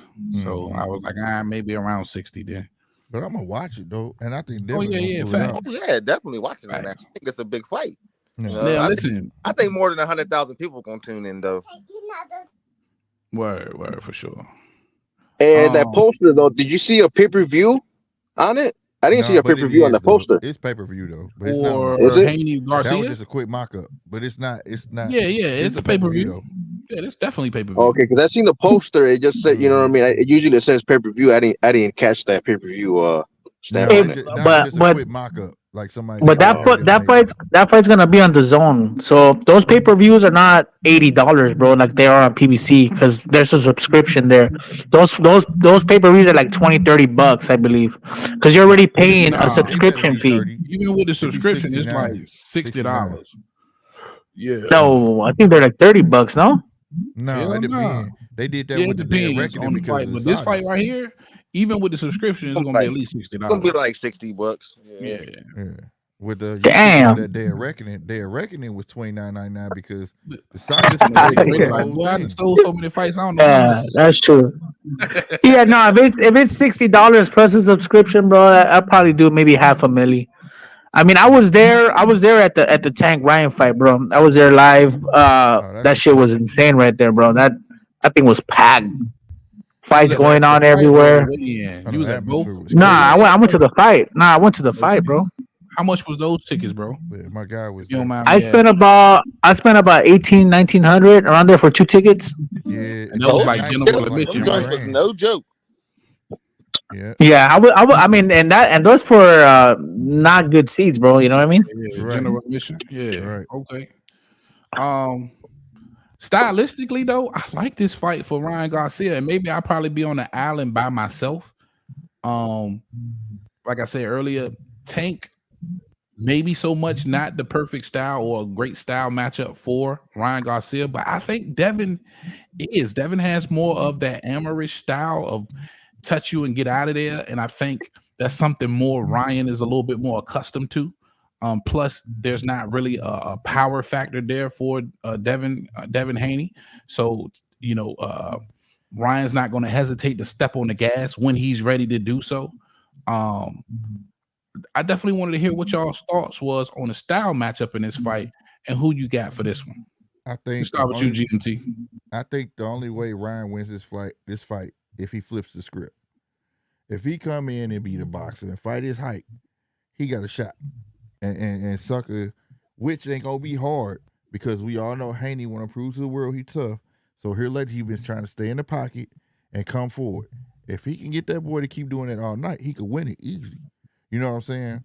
But if he come in there with that amateurish style, taking them little baby hops up front with his chin in the fucking air, he gonna find his ass on the ground, and it's gonna be crazy because you're gonna get knocked down by a guy that they claim can't punch his way out of a wet paper bag. And you know what I'm saying? So that's not a claim. You know, it is stupid. But you get what I'm saying though. At the end of the day, yeah. Hold on, bro. You fucked me up with this. How you just snuck that shit in like that? But at the end of the day, if he flip the script, Ryan has a chance. I'm rolling with Devin because believe it or not, physically he's gonna be stronger than Ryan. He might ain't got much punching power, but he could bully him around. And if he come in there, and we all know if Ryan try to get the inside, he want to try to come in and flick his elbow and think he gonna do some shit. It ain't gonna work. It's just not gonna work. What do you think, Fonzo?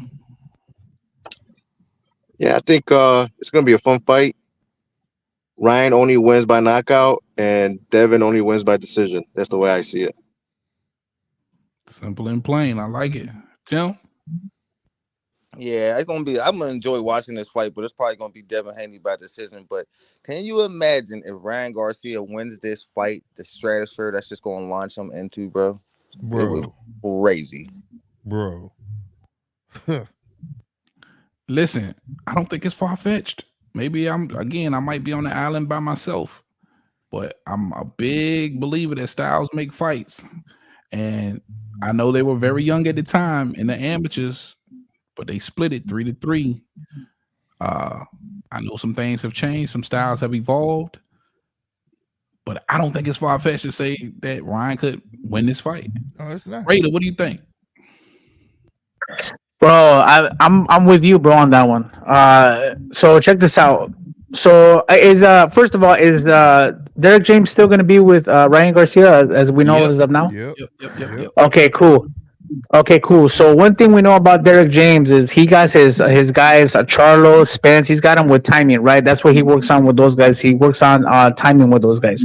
So a fighter that's gonna beat a Devin Haney is a guy that has speed, which Ryan has, and power, length, and tall, right? Ryan Garcia is that guy. Now I don't think he's gonna beat him because I think Devin Haney has a higher IQ, but he can catch him coming in because he's got that left hook, bro. He has a left hook. If he can just jab his way and catch Haney trying to come in and catch him with the left hook and go to the body and with his speed and power, it's gonna be an interesting fight. I'll tell you that, bro. But I think Haney has the IQ. He has a lateral movement. He has his jab. He knows how to come in, how to come out. His transition from defense to offense is excellent as well. It's going to be a good fight, bro. But I think Haney might pull it off with the maybe 8-4, 7-5 type of fight. Right. That's my opinion. Yeah, it's hard to rule out Haney from just using that excellent footwork and that jab and probably giving Ryan some fits in a lot of spots with his quickness and that hand speed. But Ryan also has the hand speed as well. And it just depends on how well he does with the guidance of Derek James. Now that Duarte fight, I don't know what the hell that backwards Philly shell was that Ryan Garcia was doing. Hopefully he's worked on that. Because listen, I kind of like with the style that Ryan's got, and it's gonna sound kind of crazy too, but I like him catching and shooting out of the Philly shell because he's got the hand speed to do it, and I think he's got the pop to do it and really make it count. So we could see some tricks from Ryan Garcia in this fight versus Haney as well. But I definitely like it's hard again to go against Haney, the experience, the footwork, the jab. How do you negate that at some point for Ryan Garcia? Can you counter Devin Haney? It seems like that's extremely hard for these fighters to do. Just so much leaning towards Haney in this fight, so I definitely like Haney. But can Ryan out of nowhere hurt Devin? Maybe get a knockdown? I think so. I think, matter of fact, I'm gonna go out on a limb. I'm gonna say this is the first time we really see Devin Haney outside of Linares sending him to the corner buzz. We might see him in trouble at some point in this fight. You think that could happen? I could think that could happen. But I wouldn't be surprised. The height difference is only 5'9", 5'10", Yeah, and Haney surprisingly got longer arm reach. it's a real good matchup. It really Yeah. is. I think Haney's got a 72-inch reach and Garcia's got a 70-inch reach. So I'm a 2-inch difference. It's not. But It's both of them got a 70-inch reach. It's just Ryan is 70.1 and Devin Haney 70.9. But Ryan got the one. oh, all right. They both have the same. All right. Ryan got the 1 inch height advantage. Okay, cool. Yeah. See, if Ryan can start off with that jab, not let Devin Haney come in all the time. You know how Devin Haney likes to pop in and out. He's excellent at that. He knows when to come in. He knows when to pop out. If you can time him, then that's gonna be a problem. But I can't see that because Haney has that. He has the footwork. He has the IQ. I don't know, bro. I think Haney's gonna win that fight, bro. I like what you said too, though, because if Ryan can come out and let Devin know off the rip, hey man, my hands are just as fast, and make that statement early and cause Devin to start thinking of other things to get off that original game plan early. He could throw some wrenches in Devin's game plan in this fight for sure. Yeah, that's what I was saying. If he come in and flip the script, he come in as the boxer. You know what I'm saying? Yeah. Devin has to roll. Devin has to roll to his right, bro. He's got to use lateral movement. He's got to make Garcia turn to his left, bro, because that's where he's kind of at a disadvantage. He can go to the body, come back out, and stuff like that. So look for Devin to roll to his right, and Garcia is going to be rolling to his left. Oh man, real quick, I gotta use the bathroom, man. I'll be right back, fellas. Nah. You're gonna go to that boom boom room in there? Yeah. Oh, Raider, YouTube Raider. Yeah. My nigga, that's right. Yeah, that's me, Hey, bro. that's right. Yeah. Hey, my God, boy, from day one, my man. I appreciate That's you, right, bro. bro. That's right. Yeah, but hey, man, my boom boom room is almost done, bro. I already got. I bought a 100-inch fucking TV, bro. I just hung it up yesterday, bro. Oh shit, for real? Hey, you know you gotta send me some Yeah, pictures of that, bro. You gotta send me yeah, some yeah. pictures. I'll hook you up. Once it's completely done. I'll show you, bro. Okay. 100%. It's I'll be right inspired to back, your man. shit, bro.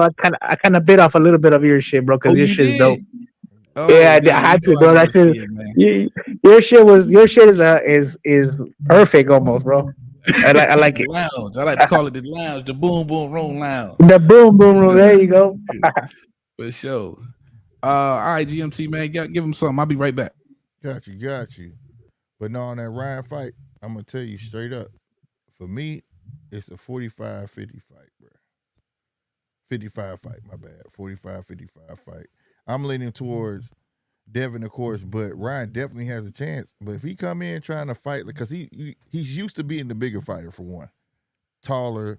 He's used to one coming forward, controlling the pace. You get what I'm saying? That's what they're gonna be expecting, bro. Don't give him what he wants. Come in, like you say, play the game, like you're gonna be doing it. Back up, set your traps, and sucker that man in and following you. He gonna be cutting the ring off, but you just gotta be ahead of him. You know what I'm saying? And keep your fucking chin tucked, bro. That's Where the you gotta, main thing. Yeah. I think the best thing he should do is study that Lomo fight. Get off first and cut off the ring. That's what Lomo Yep. was doing perfectly. And that was some crazy shit. But And but if you if ask this guy, I'm his footwork ain't nowhere near on the Lomo's Lomo. footwork yeah, is another level though. Huh? if I'm fucking Lomo's Ryan footwork is Garcia, crazy. bro. If I'm Ryan Garcia, I'm gonna stand in the middle of the ring. And I'm gonna just stand there and wait for Haney to come to me, bro. Stand right in the middle of the ring. Now, don't go back, don't go forward. Just stand right in the middle and let Devin Haney throw off his jabs and try to time him, bro. Every time he throws his jabs, you throw your jabs and try to get off your shots, bro. That's the only way he's gonna beat him, bro. Because if Ryan starts coming forward and starts being aggressive, Haney's just gonna pop and move, bro. Pop and move, pop and move. If Ryan goes back, and he's not gonna follow him. He's not that dumb, dude. He's got a high IQ. You know what I mean? That's the only reason. That's the only way I can see Ryan winning, bro. He's got to stay in the middle of the ring, and he's got to let Haney come to him, bro. Right in the middle. Stand right there. What I mean is like a combination of what you're saying. But Like Haney's not going to come to him. No, hell no. No, I said in the You middle of the gotta make ring. him- Stay You there. have to make him come to you. That's what I was saying. You got to dart Correct. in and dart out. You got to Correct. tag him, get a couple shots off, start shuffling backwards. He gonna want to get his get back and use him. Like you say, get that timing down. Why? You know what I'm saying? That left hook. You miss, so what? Get back in the mix. Ain't no get out. Don't stand there with his ass though. You see what I'm saying? Because like Yeah. you've been seeing Devin Haney trying to learn how to use his body, leaning in and pushing off and create a little bit of space. You know what I'm saying? Because somehow, like I say, he got that, like Amir Khan had that. I don't know. Amir Khan had the spirit of a big dude, of a heavy puncher, but he just wasn't. You know what I'm saying? And I feel like that's how Devin Haney is. He wants to move that way, but his power output don't match that. So if you can get him into them little things and, you know what I'm saying, little scuffles and back the fuck out and pop, pop, pop, he gonna come forward because he's not gonna want to be embarrassed. That's a fact. You know what I mean? But if you don't know how to do it and you do a TO, just think because you walk up on somebody, just walk backwards and he gonna follow you. That's not boxing, bro. Now I look at you too, like what you doing? You know what I'm saying? Yeah. I'm finna go there with you. You know what I'm saying? I'm right here. So, but nonetheless, though, I think it's gonna be an entertaining fight. It's like watching those two football teams that the records ain't too good, but somehow end up being a good game because their skills on the same level, kind of. It's gonna be like that type of good fight. You know what I'm saying? Real talk. Now I'm not taking nothing from Haney. Like I said, I like Haney. It's just that I think a lot of people asking a lot. From what I look at, Ryan to me is still like a prospect. You get what I'm saying? And you looking for Yeah, most more, a lot definitely. from Ryan him. still learning. He Right. still got a lot to learn before he even. Yeah, he's not even at elite level. He So just got the popularity and all of that. You yeah, know what I'm saying? Ahead of time. but it's a good thing that right now he's taking all these big fights because he should be taking out nothing but tune-ups to trying to Yeah. get more experience after that Tank fight. But he's not. He wants the big dog. So and that's kind of good thing, man. That's what boxing needs right now. He- And I gotta give him props for that. You know. Yeah, it showed me his heart, fam. Because if he beats Devin Haney, he's definitely fighting Tank. Hey, I mean, I think he did getting good the against Tank Tank. He just got caught, bro. He got caught and he got hurt and he went down, didn't get back up. I mean, I was there live, bro. I wish You know what I my mean? boy was on here, and I told him before the fight, if Ryan get repetitive in this goddamn fight, he's gonna get knocked out, and that's exactly how he Yep. got his ass knocked down. He got Exactly. repetitive with That's that left hook. exactly. You threw Yep. 4 goddamn Exactly. left hooks in a row, bro. 4. Hey, yo, T.O. And he left his chin. Sean's And he left his backstage. chin up there. Yeah. Bring Sean's ass in here. Oh, Sean. Oh Lord. Oh, Sean is here. Sean backstage. Let's bring him in here. Oh, he just popped up Oh, out the of phone, nowhere. baby. Shit. Sean and Don. I What heard up? somebody- guy. I heard somebody said my name 3 times in the mirror. See, shit. Scared the shit out of me. I said, oh no. This thing just popped up like boom. I'm here. What's up, How you big good brothers dog? doing tonight? What it do, Sean? Doing good, man. We actually coming down the back stretch right now, brother. Oh yeah, that's cool. That's cool. I ain't got too much Yeah. to say tonight. But nice to meet you, Alfonso and Raider. You know what I'm saying? My first time being on here with y'all. So salute. What up? What up? Indeed. What y'all got going on? We just went over the if you looked at the title, we covered everything. And while I got you here, I might as well get your thoughts, man. You know, I love your boxing mind and how you view different things in the sport of boxing. We was just harping on real quick your boy Devin Haney versus Ryan Garcia. We all believe that's a big fight. And I know you a big fan of Devin Haney. You like everybody, but I know Devin's your guy. First, let me ask you this. How much does that fight do? What does that fight sell as far as pay-per-view numbers? Look, I always you had to give a prediction. Go ahead and say. I always bring the wrench. I always bring the left field. I know you do. I'm leaning toward what Coach Calvin Forrest said. I think somehow, some way, somebody gonna weasel Ryan, and Devin gonna end up pulling out this fight. And I'm thinking for the good, though. I'm thinking the reason why Calvin Ford would have intel on that and would drop that bomb is because he know that Tank probably going to end up. Hold on. Say that again. You saying Coach Calvin is saying Haney might find a reason to pull out of this fight? He said that earlier. He said, I saw a video earlier today, and it was like him on video, him and Coach Kenny together, and he said Devin gonna pull out that fight. Devin gonna pull out that fight. He kept saying it. And I'm like, how would Calvin Ford know that? Unless he knows something about that's real interesting.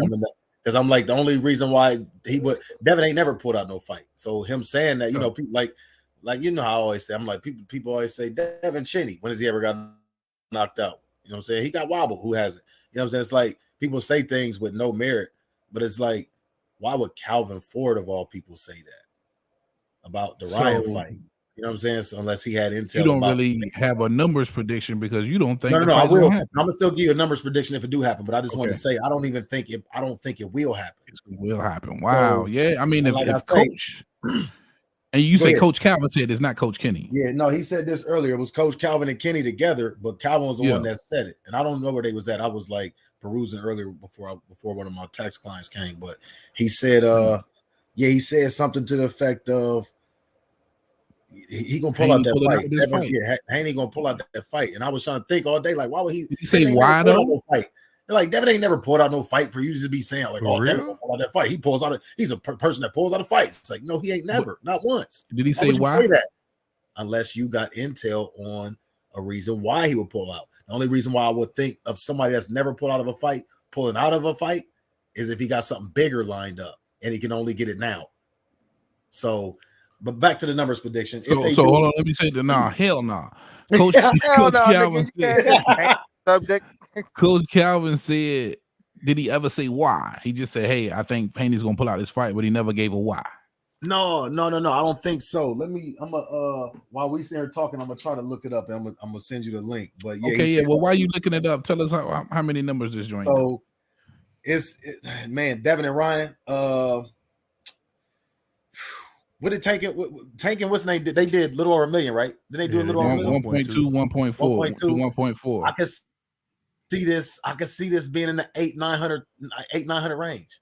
I could see it, especially after the little stage, the stage push. Damn, the little stage. They both got a little following. Right? No, hold on. You know, Devin is in this fight, right?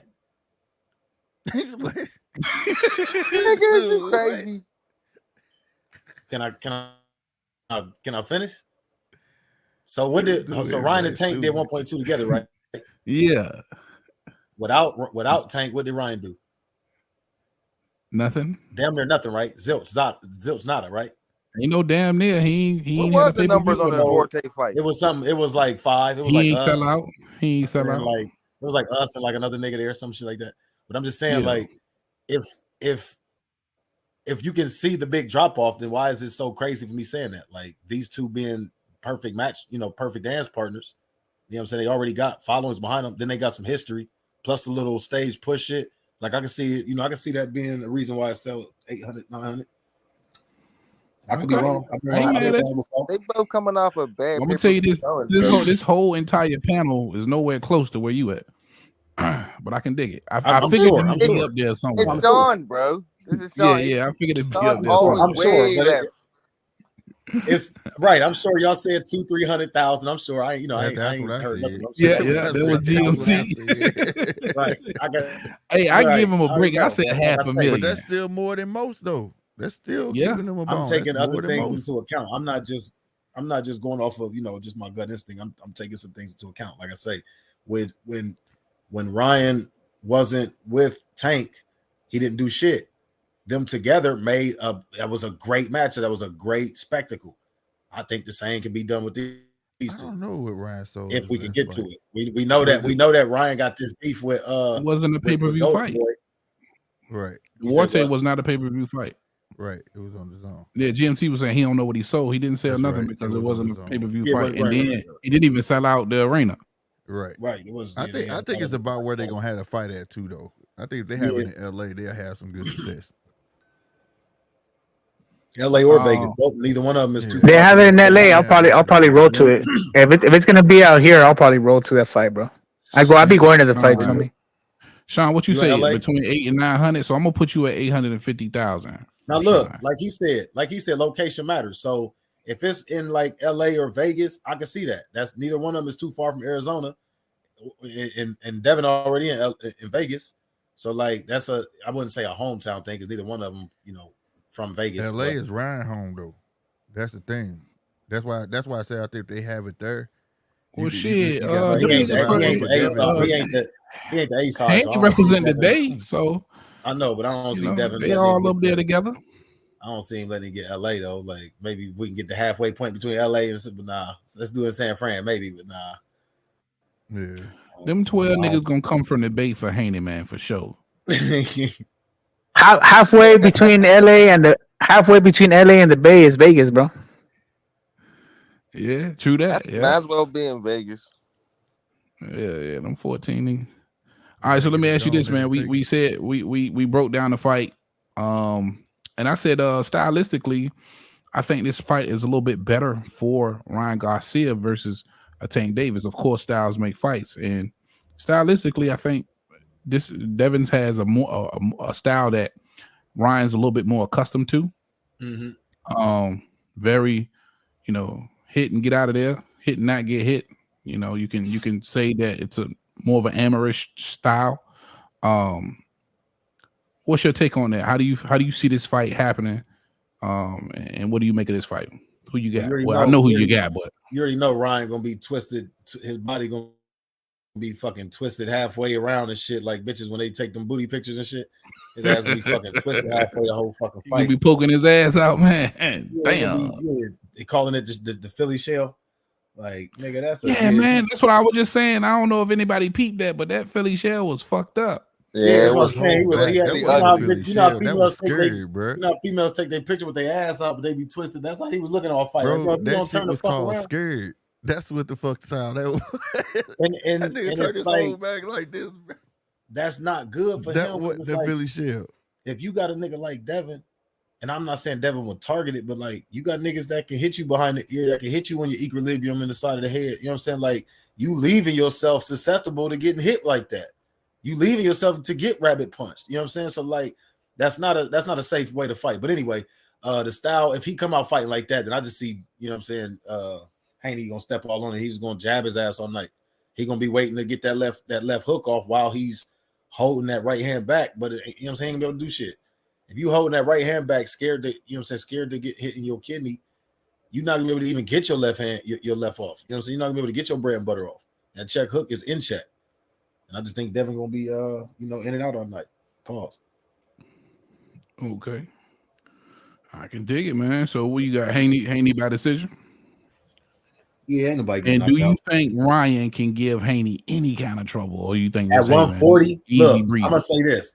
At 140, neither one of them has really been like rattled. Even when Ryan was knocked out, it ain't like he was like wobbling and had to, like, you know what I'm saying, had to be saved by the bell or nothing. So like neither one of them has really shown that they can be knocked out. Well, I don't know what I'm talking about. Both of them, they both been knocked down. Neither one of them has shown that they can be knocked out like with a shot on the the dome. Of course, he got dropped with a body shot, Ryan, and Devin's never touched the glove. His gloves has never touched the canvas. So I'm not about to sit here. Second round knockdown was a 10 shot. Excuse me. That second round knockdown was a 10 shot against Tank. Yeah, It was a what? He got knocked out with the body shot, but he got dropped with the chin shot. Oh yeah, you're right. My bad. You're right. That reaching ass chin shot. What am I talking about? Mm-hmm. My bad. I'm still in tax mode. My bad. Right. You get that reaching ass. Yeah, that was a flush ass shot, bro. That was perfect. It couldn't have landed no better. Yeah, Could have landed no better. showed us that he'll get back up. And it was like if it was even a quarter of an inch away, like it wouldn't have had the same power. Because like I said, Ryan was reaching and trying to, like, they let you measure. Some judges will let you measure, some refs will let you measure with your gloves. It was almost like he was measuring, but he wasn't measuring. He was actually trying to, like, ward off the punch. But it looked like he was, like, if he was one of the measuring ass fighters and shit. But like, yeah, he had a full extension, and so did Tank. And like I said, if that was even a quarter inch shorter, it wouldn't have had the same effect. But yeah, I forgot all about that. But so yeah, he still didn't get knocked out. He still got up. That's what I'm saying, though. Even when he got knocked down, I'm not saying he didn't get knocked down. I'm saying even when he did get knocked down, because it ain't the only time he's been knocked down. That's not the only fight he's been knocked down in. Right. He still got right up. He didn't have to be, he wasn't wobbly. He didn't have to go all the way to the to the corner and catch his legs and all of that. Like, so that's what I'm saying. Like, I'm not about to sit up here and be like, I'm not about to sit here and be up here and say I'm convinced that one of the niggas get knocked out. If somebody land this, he definitely get knocked out. We've never seen that, so we can't say that. So I don't see either one of them get knocked out, because both of them low key got a chin for real. At least from the competition that they face, but they've shown that they got a chin. So any adversity for Devin Haney in this fight coming from Ryan Garcia? Does he put him through None. anything? None. If Ryan come out here fighting with his booty up front, then none. Wow. Okay. I can. Did y'all see him against Duarte? Like, he didn't do shit. He didn't get off until he got the knockout for real. Yeah, like, he was scared. I think the first two, if I remember correctly. But Duarte, heavy-handed, a lot of power. He ain't really got to be worried about too much from Haney. It's gonna cause him to have a different game plan. No, right, true indeed. Yeah, I just don't think Duarte got them bricks. But I don't think Ron. But again, Ron, we saying pillow fisted, but the one fight that he's had at 140, he didn't look pillow fisted. And again, it's Devin's own fault while we still having this conversation. Because if he would have just smashed the fucking gas and got his ass up out of there, like the whole fucking world needed and wanted to see, we wouldn't be no killer instinct, no killer instinct, and no risk. Right. It's more so him not having a killer instinct, him not getting no torque in his hips, than him being pillow fisted. Well, check this out. Breaking news: Matias is not fighting Leon Perro now. Stop bullshitting, you son of a bitch! Damn, for real? No, straight up. Frank Smith, promoter Matchroom, shut that shit down. Said no, that is a rumor. That is not. They trying to save Liam ass, boy. Yeah. Where you get that from? Right here on Yeah, Boxing they might be 24/7, bro. Yep. Matchroom gotta promoter see Frank this. Smith has shut down rumor of unbeaten Leon Perro being the next opponent for IBF light welterweight champion Subriel Matias to defend against in June or July. Eddie Hearn, they said they got a list for him to go through, but yeah, Liam ain't on it. So, and the list is Regis Prograis, Matthew German. I might have seen him. Arnold Barboza, Elvis Rodriguez, we know who that is. Jose Ramirez, Andy. This is a Japanese guy. Hakaroka. Yeah, that's the list. Well, who's the least known name on that list? That's who we're gonna be fighting. It's gonna be Andy Cat. I ain't never saw it. That's what I'm saying. I'm thinking it's Andy, but he might not be known over here. But he might be known. You know what I'm saying? And usually those fights, bro, they're not on BoxRec. They're not official yet, bro. You know what I mean? Yeah. No. They're saying that. Yeah, I see it That's now, the man. list. I see the list, man. They're Prograis, saying that's the list. Jermaine, They ain't made a fight Barboza. Oh, that nigga Elvis. I like Elvis. Yeah, Elvis. Jose Elvis Rodriguez. Yeah. Yeah. Yeah, there's a lot of talent at 140 for sure. Bro. Dang. Now that. Damn. Well, man, when they put that out, they made it seem like that was happening next for sure. Yep. Sure did. That's boxing for your ass now. All right, so we got this list, man. Who we want to see Matias versus next? Now I know y'all mentioned the Regis Prograis fight. Yeah, I put this cat name in. Andy ain't shit coming up for this cat. So yeah, he gotta be a no. I don't know who. Yeah, I'm about to say the only name I don't recognize is fucking Andy Harioka, whoever the hell that is. That shit didn't come up at all. I'm gonna go to Google. Well, that When I'm chance. looking at this list, man, it doesn't for Matias. It doesn't even matter. Yeah, I would like to see him fight. I would like to see him fight Regis above all them names because they would really they would crack. They would get that on in the middle of the ring. 23. Regis probably makes the most sense coming off a pay-per-view fight with Devin Haney. Yep. Now you can have a measuring stick and a common opponent in Regis Prograis. Former three is he a 3-time champ? 2 division, 2-time. No, he's only not 2 division, not 2 division, 2-time. Yeah. Jose Ramirez would be a good scrap too, bro. But I think he beats Jose Ramirez. But I mean, did Prograis ever had a WBA scrap? I think he might have had the second. No, he had 2 WBCs. He lost a WBC. I know he had the 2 WBCs. Yeah, just them 2. Yeah, I was right there. I was there when he beats Cepeda too. When he beats Cepeda, I was at that fight as well. That was a good fight too. Yeah, he did. He beat the hell out of Cepeda. Yeah, and that was surprising, bro. I thought Cepeda was gonna give a better fight, bro. But you know, Rugaru was just too relentless, bro. He was too good. Too much power. Yeah, he played right in front of. He stayed right in front of Regis all night. That's where he fucked up at. Hey, trip out. I was right. I was sitting next to Virgil Ortiz almost. He was like probably like 10 feet away from me. Oh shit! Word. Yeah, that was pretty dope. Yeah, that was. I mean, Munguia was there. Charlo was there. There was a group of people there too. Yeah, that was a. Was that a DAZN fight? Nah, that wasn't a new. What is it called? It was a new promoter. What was his? What's his name? Fuck, I forgot his name, bro. Yeah, it's like a new promoter. Before the DAZN deal. Yeah. Yeah, I know what you're talking about too. That was in December. I forgot what year. And that might have been on like Sky Sports or some shit. But if I'm looking at this, list right here, yeah, Regis Prograis makes the most sense, man. If you're not gonna let Liam Paro get a shot, which I wasn't mad at that, especially what he was able to do against Montana Love, 24-0, 16 knockouts, slick in a lot of spots, big power, some decent footwork. I thought that was a good matchup. I wonder why they taking Liam Paro off the table. They gonna build him Maybe, up.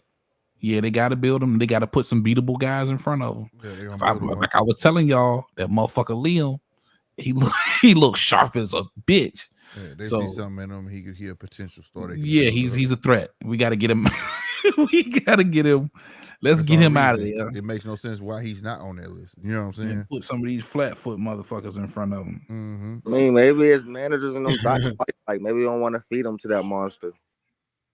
No, this is Frank Smith shutting this shit down. This is on behalf of Matchroom promoter.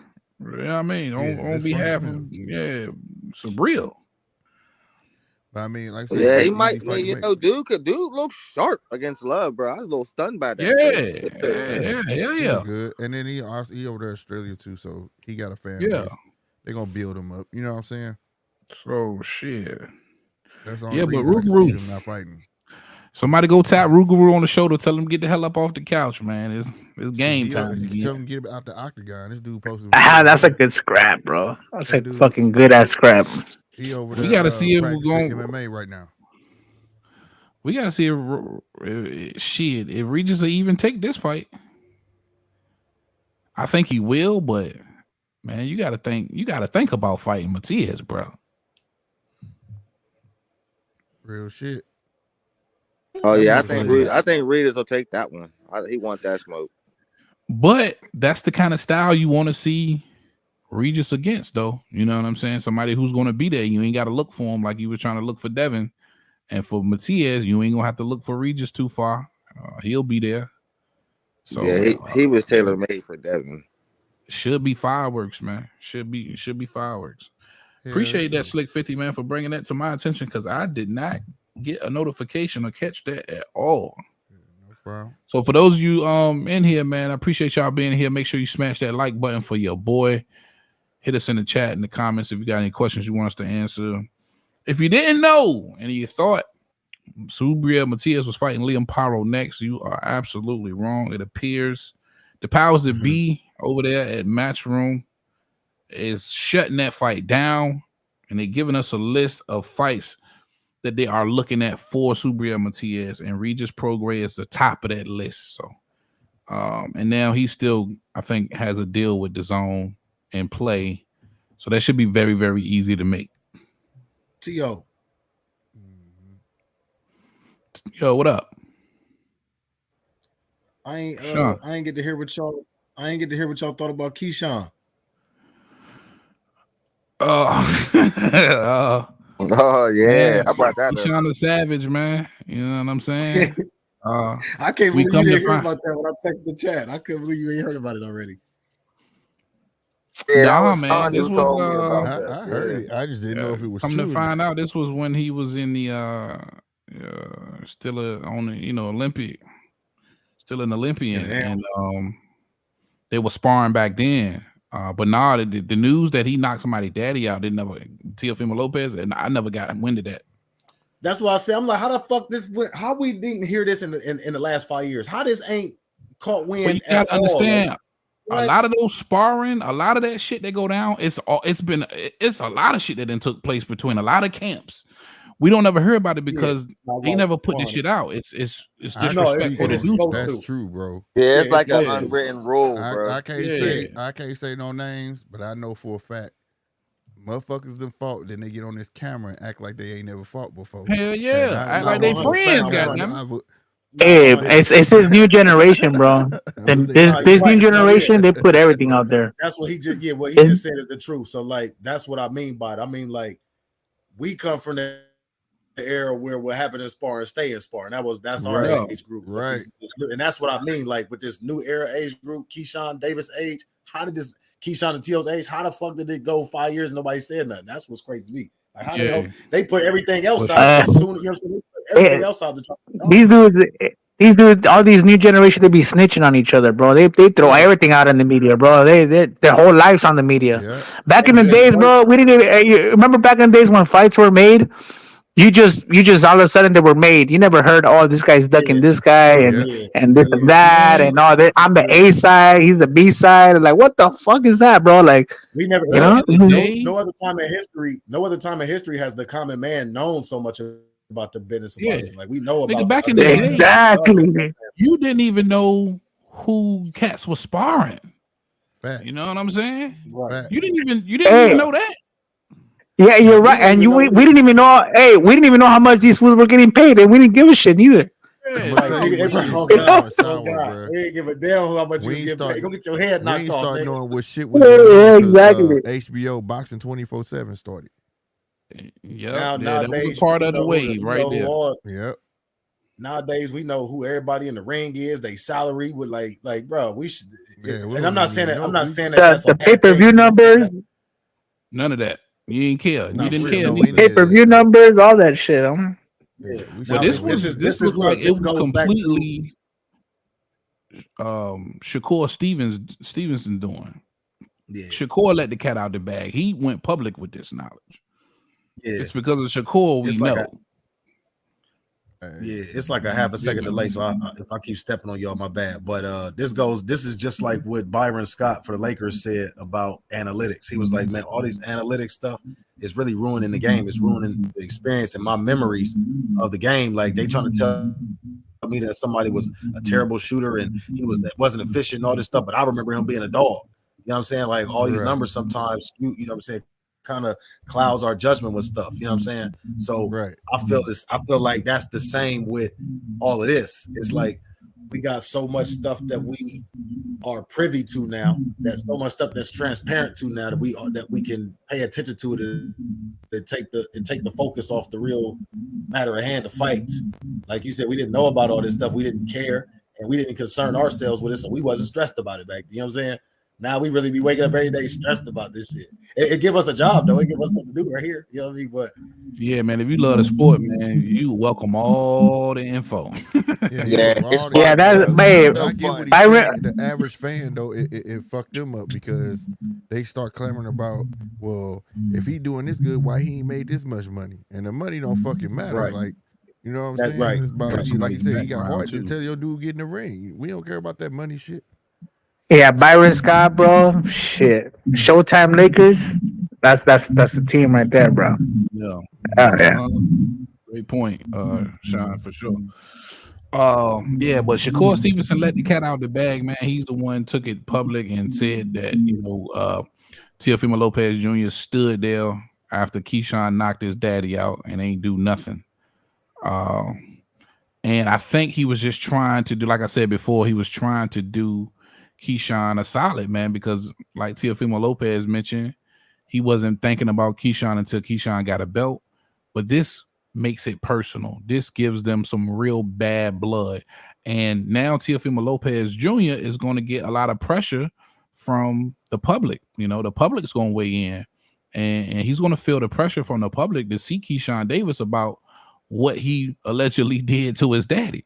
You know what I'm saying? So I think it was if you Keyshawn Davis, it was great that Shakur Stevenson let this cat out the bag. You know what I mean? If you really want to fight him right now, even though I'm not so sure, and Keyshawn's my guy again, we come from the same hometown, I ain't so sure he's ready, but maybe he is. You know what I'm saying? We won't know until they do it. But this could be very, very good for Keyshawn. Hey, maybe that was strategic by Keyshawn himself. Maybe he told Shakur to put that out there. Yeah, you right. Perfect. He very well could. Yeah, perfect fucking publicity for him. Hey, while we talking about Keyshawn and Shakur, how they on the same damn network, in the same stable, and keep talking about I'm better than him, I'll beat him. What the fuck they on? They feed into that what you number mean? one, number two shit they be putting on TV. Yeah, a couple times back and forth in the media, they've been saying that they better than each other. And Keyshawn at one point said, I'll beat Shakur in the fight. Mm-hmm. I'm like, bro, I thought y'all, like, what the fuck is going on with y'all two? Yeah, I like it. I think that's some inside shit between them two niggas. Cause it might just be some joking shit. They also both they don't want to fight each other. They don't want to fight each other. Have said they would never fight each other. So Okay, I'm about Yo, to say Yeah, I don't all know. the same. they Ken. call each other brothers in the same sense. I'm like, is this some Fuck all backdoor that. hating shit we don't see? Yeah. It's a We're not gonna job. see until 2 years later, or you know what I'm saying? Is they just playing? Like, let me know It's a now. job, Like, Shine. Fuck that. okay, Shine. Well, let Fuck me with ask the y'all $2 this. million on the line, Shine. Let me ask y'all We this. getting in the ring, Shine. Fuck all Hey, that. but you know what? I mean, I really don't get that, bro. To be honest with you, bro, like I don't get that shit. Like, cause I got a homie who's like my best friend, and Mm, me and that motherfucker have gotten into it. And be like, hey, we've boxed before, you know, and he's my right. Yeah. best friend. So I yeah, don't. I mean, you know what I mean? Like, I mean, it's all business, anyways. For Yeah, them, it's you different know, because I in did this it for day and age, free. it's different, man. Gen Z Yeah. take shit too personal, bro. yeah, true. They take That's why shit I to was heart, that's bro. why They that's really why I do. was monitoring the situation like that. Yeah. Listen, man. If you my friend, get me paid. I always say that. If you my 100. friend, we gonna show all the sportsmanship in the world at the end. And it's a lot like the Bud Crawford and Sean Porter fight, man. Them niggas was friends, man. They Yeah. had they. We're good I don't know friends. if y'all knew this, And Crawford but said he they didn't want to was on fight him. some we ain't gonna never fight type shit until the Yep. time. Yeah, yeah, I and knew about and that. Crawford said that's why Yeah. Crawford said I don't want to fight him. I Yeah, don't want Crawford to didn't fight want to him. fight Sean. So, but Sean was like, shit, man, I'm on my way out the door. I need some money. Give me that payday. and Right, Bud right. obliged. Hey, man, are you guys gonna tell me, bro, if it's a huge fight and you're gonna fight your best friend and get all these millions, bro? You're not. I'm I'm gonna fighting be his like, ass. motherfucker, we're gonna fight, homie. And We're gonna get gas. down and we're Yeah. gonna beer after. You know what I mean? Bro, We're throwing Yeah. the I'm fuck finna tell you down, straight up nigga. right now. We gonna end up fighting either way. You would tell We me fighting after for the free. fact Let's get that we paid. could be Shit. rich, nigga. And Hell you didn't yeah. call me. Oh yeah, we Yeah. finna fight for free now. That Fuck would be a that big. shit. Now You that'll really stole be my a big. dream. We say That'll really be we a big fight. gonna though, fight for real. free now. You done messed That'd the be money up. We're fight for You free. know what I'm saying? Fought me for the money. That'd be a big Shit. fight. Like meet me at the parking lot at Walmart right now, bro. Hey, for real, Yeah. bro. That'll be a big fight. Hey. Real quick, let me ask y'all this, man. Given the performance Keyshawn Davis had versus Jose Pedraza. Now, mind you, Keyshawn's only 11 fights in, and now he defeated a former world champion, two-time world champion, I believe, in Jose Pedraza. He washed that. And he washed him. Yeah, sure. Mhm. Like I kept telling people was Sean, because I remember what you said, Sean. Remind me. I remember what 9-1/3 boxer said. Remind me. Remember what I can't hear somebody's background, man. Y'all gotta mute your mics. I think that's Sean ass with that loud background. Yeah.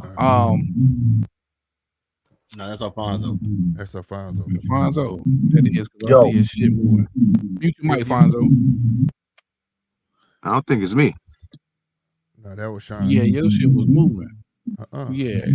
'Cause look at the jump. You can see your bubble moving, Fonzo. Just mute the mic. All right. Yeah. There you go. Perfect. Yeah. 9-1/3 boxer said Keyshawn was gonna struggle. I hope your ass still in here too. He said Keyshawn was gonna struggle, he was gonna look horrible, and he would win by controversy decision. by controversy decision. Yeah, I don't know what the fuck he was thinking. And you wasn't riding so high on Keyshawn either, Sean. So now, given that performance he had versus a Pedraza, his toughest task to date for sure, do you believe he's ready for somebody like a Teofimo Lopez looking at the performance he had against a Jermaine Ortiz? Sean's a hater. Hold on. What's the you said, do I think that Keyshawn was ready whether he had a good performance against Ortiz or not. I feel like he got more than enough Olympic experience, enough experience and shit. He being brought along too slow. If you remember me saying that, some months back. No, I don't remember you saying this motherfucker being brought along fast as hell. Remember I compared him and Devin Haney ages, and I said that he's only got 8 fights, and I wish that he was fighting like. I know that he fights 3 times a year. I wish he was fighting 4 times a year, like motherfucking my boy I wanted to talk about tonight anyway. Abdullah. Abdullah seemed like his ass fighting every 72 hours damn near. Every time I look up, his ass on the card. Keyshawn been fighting 3 times a year, man. I think that's as much as they can probably give him. I mean, they can give him 4. You know what I'm saying? Shit, you see Ngannou already back in the ring and shit, like and Anthony Joshua 2 months later. So, they could give him more if they wanted to, and I feel like he ready. I feel like he ain't asking to be moved no faster. He's soaking it up right now, I feel like. But and that's no slight. I'm just saying. I don't know. I was. You said I wasn't riding high. I didn't think that he was going to lose. I just didn't think he was going to get the knockout because the fights before that, he wasn't getting like, punch out knockouts. He getting like TKO stoppages. You know what I'm saying? They not punching back stoppages. It's like, I just didn't think that Pedraza was. I didn't think he was going to be able to do that in the last fight. I didn't think he was going. I didn't think he was going to knock nobody out. Yeah. So, especially in what on paper his toughest test. Yeah. Mm-hmm. Yeah, man. So what do you think of versus a Teofimo Lopez? You believe he's ready? He ain't getting no knockout. He ready. He ready for the test. He gonna take him to the 10th. It would have been a knockout, but they stopped it. They ain't let him get there. No, that's the thing about TKOs, man. You got to understand they stopping these niggas from getting knocked out. You know what I'm saying? I know people don't view TKOs the same as KOs, but the ref is really saving these niggas. Yeah. I just look at me personally. Oh, go ahead. My bad. Go ahead, Tim.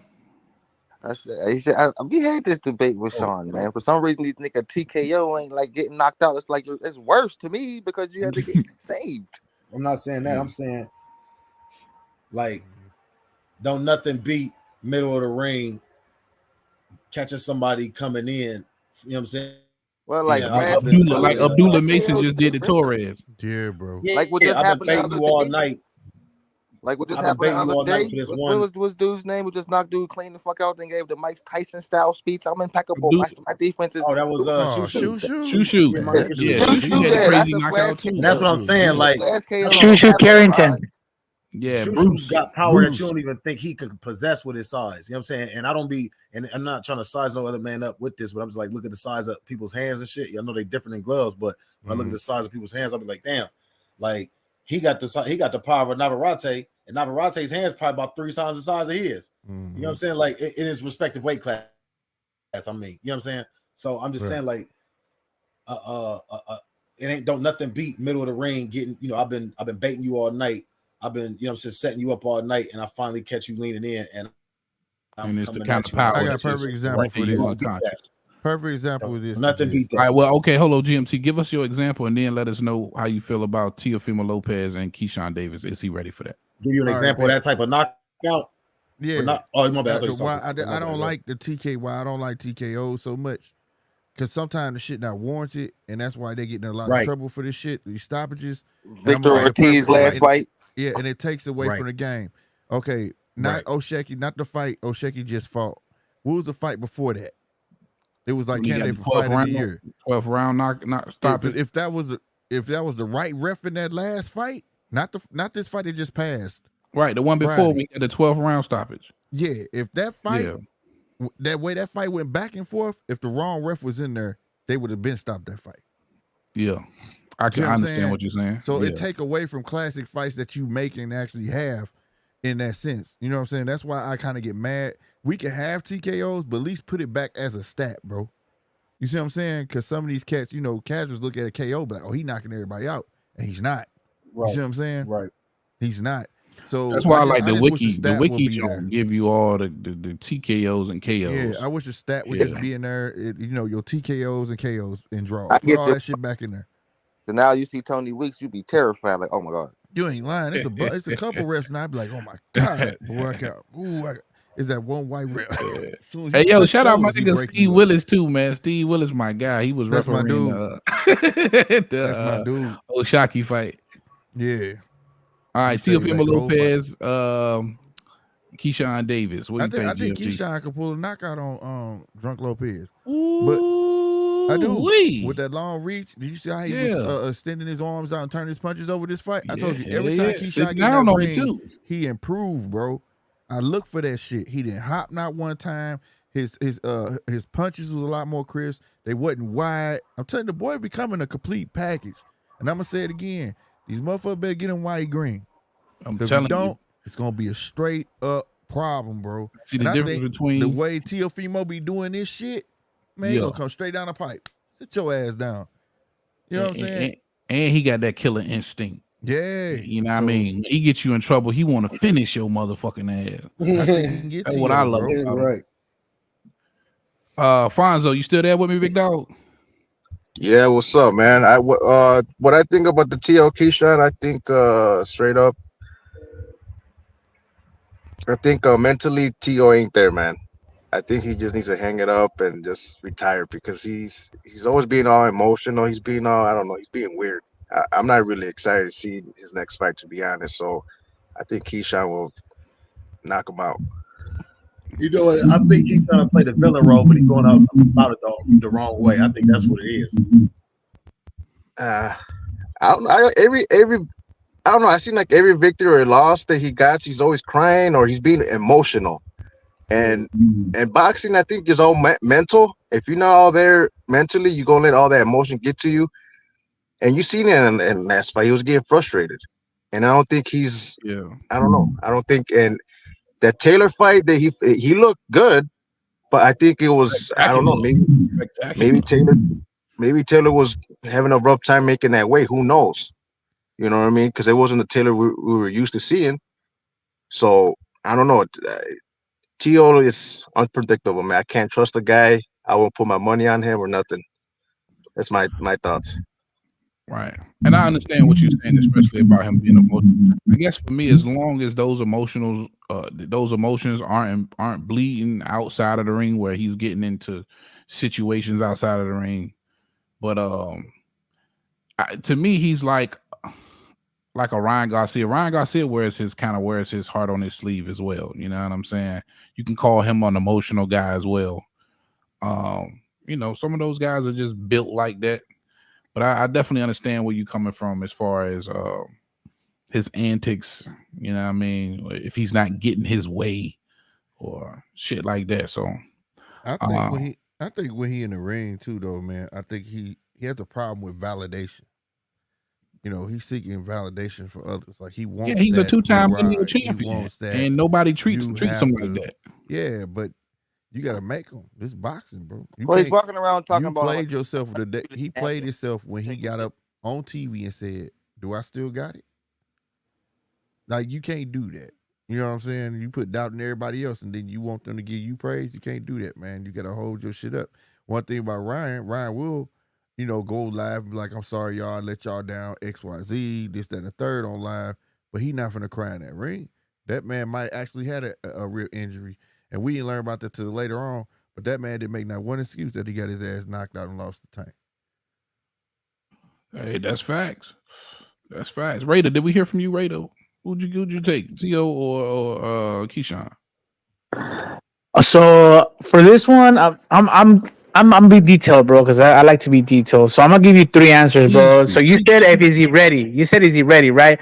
So is he ready to be a Teofimo Lopez? I don't think he's ready to be a Teo, bro. Teo has been known to struggle with boxers, the guys that move like Sandro Martin and the guy he just fought, right? Ortiz. But Keyshawn is not that kind of fighter. He comes forward. He's a forward guy, and you can see with Teo, that's in a good mental state. What he does to guys like that, you know, he beat Aloma, who was the best at 135, and he beat Josh Taylor, who was the best at 140.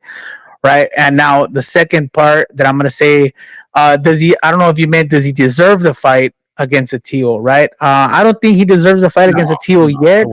I don't think he deserves a fight against a Teo yet, unless he's the mandatory, right? Because you got guys like Dave Morrell, who's in a similar situation, who's coming up.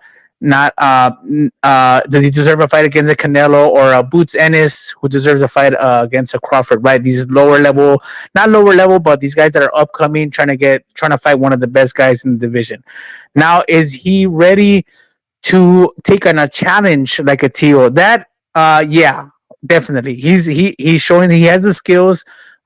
He's willing to take that challenge, but I just don't think he's ready to beat Teo. If that makes sense. I respect it. Because I've been on record a few times saying before he started challenging these world champions, I would like to see him be at least 14, 15-0, in my opinion. And I know for a lot of people, with Keyshawn being 24 years old, is bringing him along a little slow. But In my opinion, maybe a little bit more names. You know, a little bit more names on the record. Mad at Yeah, that. I agree.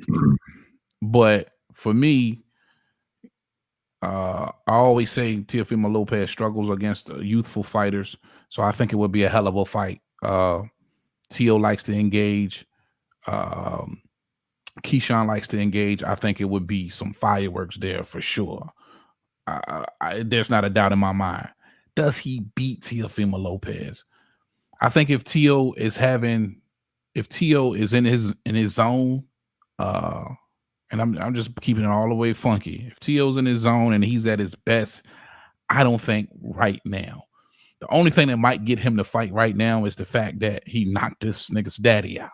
So That's cool. if Teo takes it personal and the public pressure gets to him and he wants to do this fight, I wouldn't like it for Keyshawn. And I'm just, again, that's, I'm biased when it comes to Keyshawn, so I'm keeping it 100% raw, real with you. I don't think he's ready. You know what I mean? I would like to see him get at least another 4 to 5 fights under his belt. For sure. All right. I agree. Yeah. All right, fellas, man. I think we covered pretty much everything that I wanted to do in this live, man. I think we're going to go ahead and wrap it up. It's 12:30 here, Eastern time. Man, I sure appreciate y'all for hanging out with your boy. We're going to go down the line, man. Let you guys get some. Oh, yeah, sure. Go ahead. Anybody see that Kurt Scobie fight? Anybody be following him and what he about? Kurt Scobie? That's the guy that was super embarrassing. That nigga like showboating on him in the ring, whooping his ass. That's Ben Whitaker. I loved it, yo. I want a little buff dude be knocking. He already been lost twice, and that was a 40-year-old dude he was showboating against. That was funny as yeah, funny though.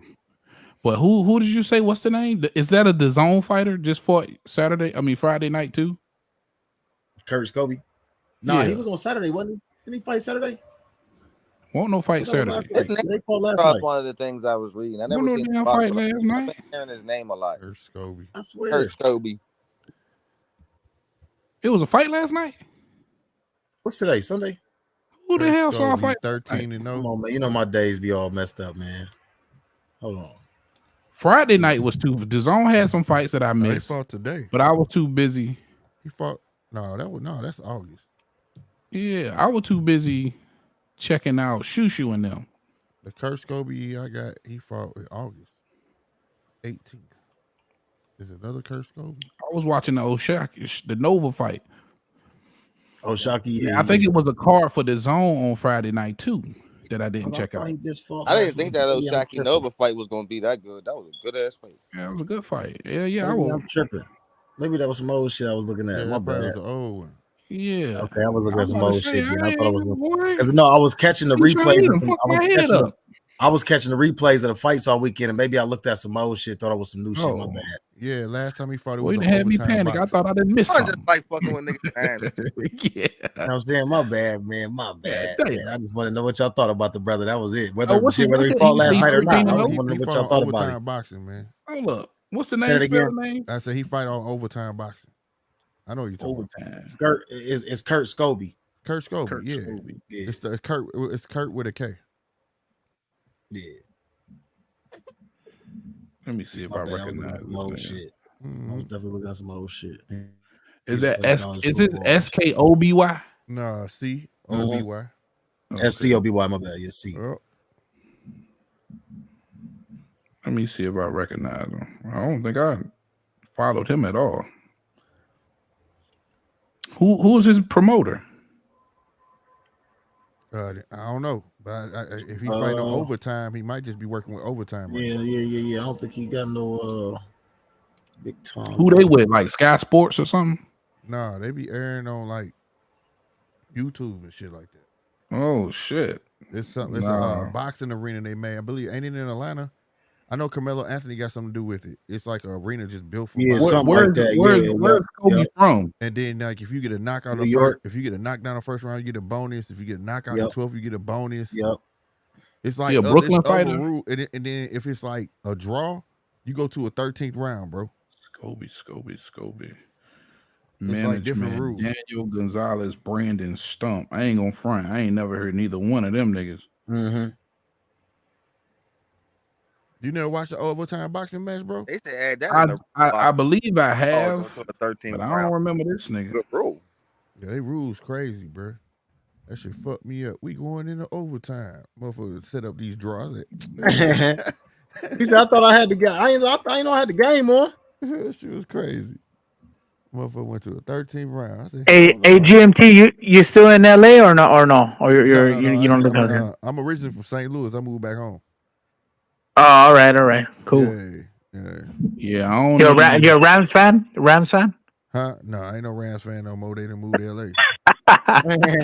they left. They gone. They're like, they was the home team. They was the home team, but I always been a Green Bay fan though. Oh, all right, cool. You would think somebody in that area would pick the Chiefs, but them niggas be Well, like Scobie fought Hank St. London. Louis like the Chiefs. Hank We just don't say Kansas City Chiefs. We say with the Missouri Chiefs. Yeah, straight up. We No, can't say that's true. Kansas City. Yep. Right over the water, ain't it? Yeah, straight down to 7. Yeah, they don't play that shit. Yeah, the first dude I met from St. Louis said the same thing. The Missouri Chiefs. I'm like, what? It's the Missouri Chiefs. Oh God, they bro. don't play that. They do not play that shit out there. I can't say Kansas City Chiefs. That's representation. That's the most notable name I see on his resume is Hank Lundy.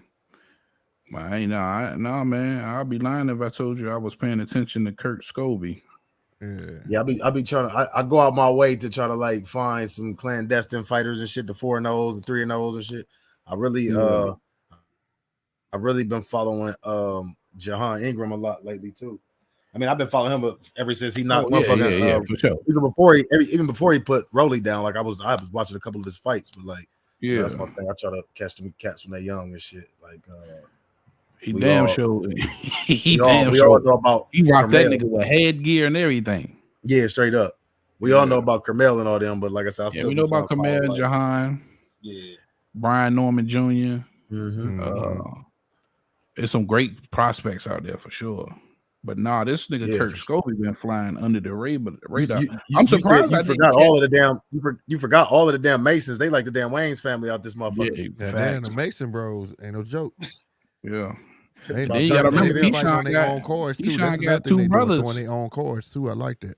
Mm-hmm. Keyshawn got two brothers, man. Kelvin and I know Kelvin. I know he got Kelvin. Who's his other brother? They not old enough yet. It's 3 of them. I ain't here. The other one on his way up, but Kelvin been fighting on Pro Box. He just had a match on Pro Box. Kelvin older. And what's up? What? Yeah, I think he older. What's up with the Russell brothers, man? What's up? There's 3 of them, huh? What's up with the Russell brothers, man? I haven't seen any of those who's fight lately. I don't know what the fuck. Somebody they didn't piss somebody off. Nah, respectfully, I'll be on that Moore shit, so I used to follow them real heavy. Ever since they Pop died, it don't seem like none of them got to drive to fight for real. You know what I'm saying? I mean, Gary Antoine been fighting, but like he the most active. You know what I'm saying? And he don't even fight as active as he didn't even as active as he could be. So it's like they dad that was a driving force behind that. It seemed like they ain't really got no direction. He was the glue. And at this point, it's like they too supposed to be that. At this point, they too mature in the game to be like, just following any promoter blindly. Like they too schooled to the game to just, you know what I'm saying, put their head down and work. So it's kind of like pride and you ain't got to follow them blindly, but you got to be active at some point, bro. Yeah, you still got to be in the fold somehow. Stay active. Yeah, Gary. When is the last time that Gary fought against Maxayo, huh? Yeah, when he lost against Maxayo. Yeah, and shit, Maxayo. He did pretty good with that one hand, bro. I'll tell you that. Maxayo been there. Yeah. What I meant by that was I meant like it's like how Bud know better than to sign with anybody at this point. Like he didn't already talk shit about Top Rank and how they robbing people. You know what I'm saying? You got Earl over there trying to help him. Like, man, we need to audit the commissions. Like, how the fuck you gonna audit a trust, Goofy? Shut up. You shut up. Anyway, but it's like, they, like I said, they trying to play that role. Like Gary felt like he that accomplished that he don't need nobody because he come from that Terrence Crawford class, that draft class, you want to say.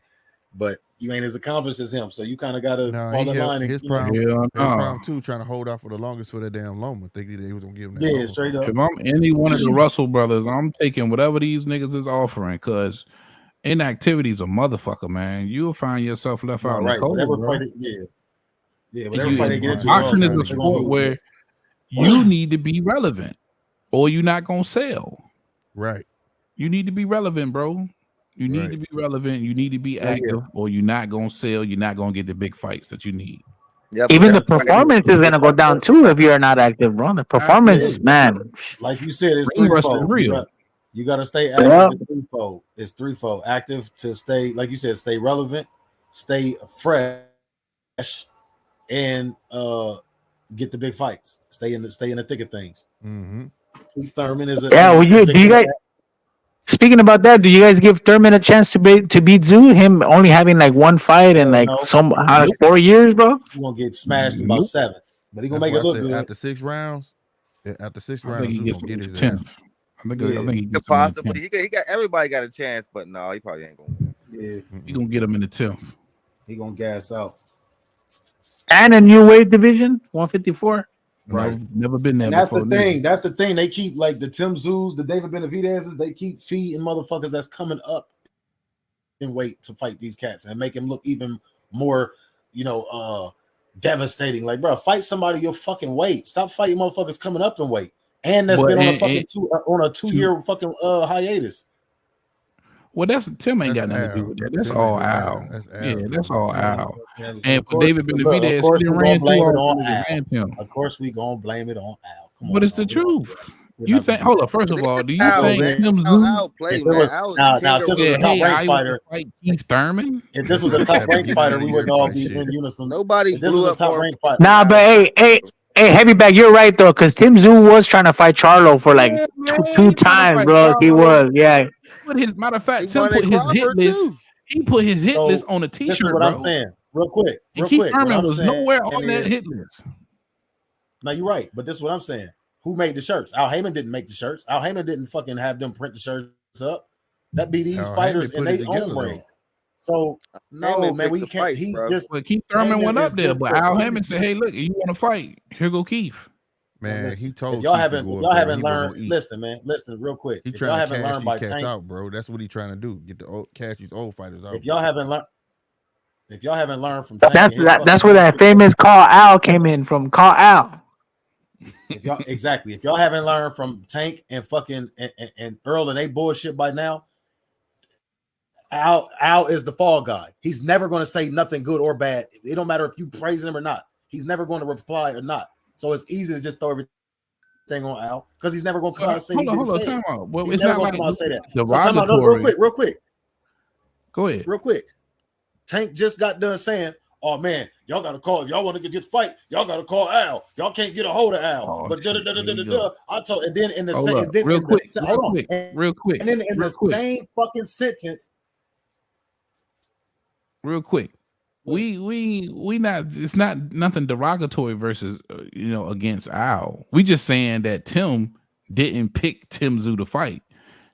Tim didn't pick Keith Thurman to fight. Keith Thurman was nowhere on Tim Zoo's radar. We've seen who he's been calling out. We've seen the T-shirt that his team made. We've seen his hit list, and Keith Thurman was nowhere near it. So if it was up to Tim Zoo, he wouldn't be fighting no fucking Keith Thurman. All we saying is that was an Al Heyman call, bro. That's all. We not saying nothing bad about Al. I don't think so though. Who called is it then? I don't think that'd be the case. The fight was Tim Zoo. Thank you for stopping the rain. Hold on. Can I say something without being in it? So we sit here and watch what's going on with Ryan and fucking Oscar. Like, this is how the business is supposed to go. I'm the fighter. I ask for the fight. You go make the fights. Stop fucking telling me I got fights lined up when I don't, you asshole.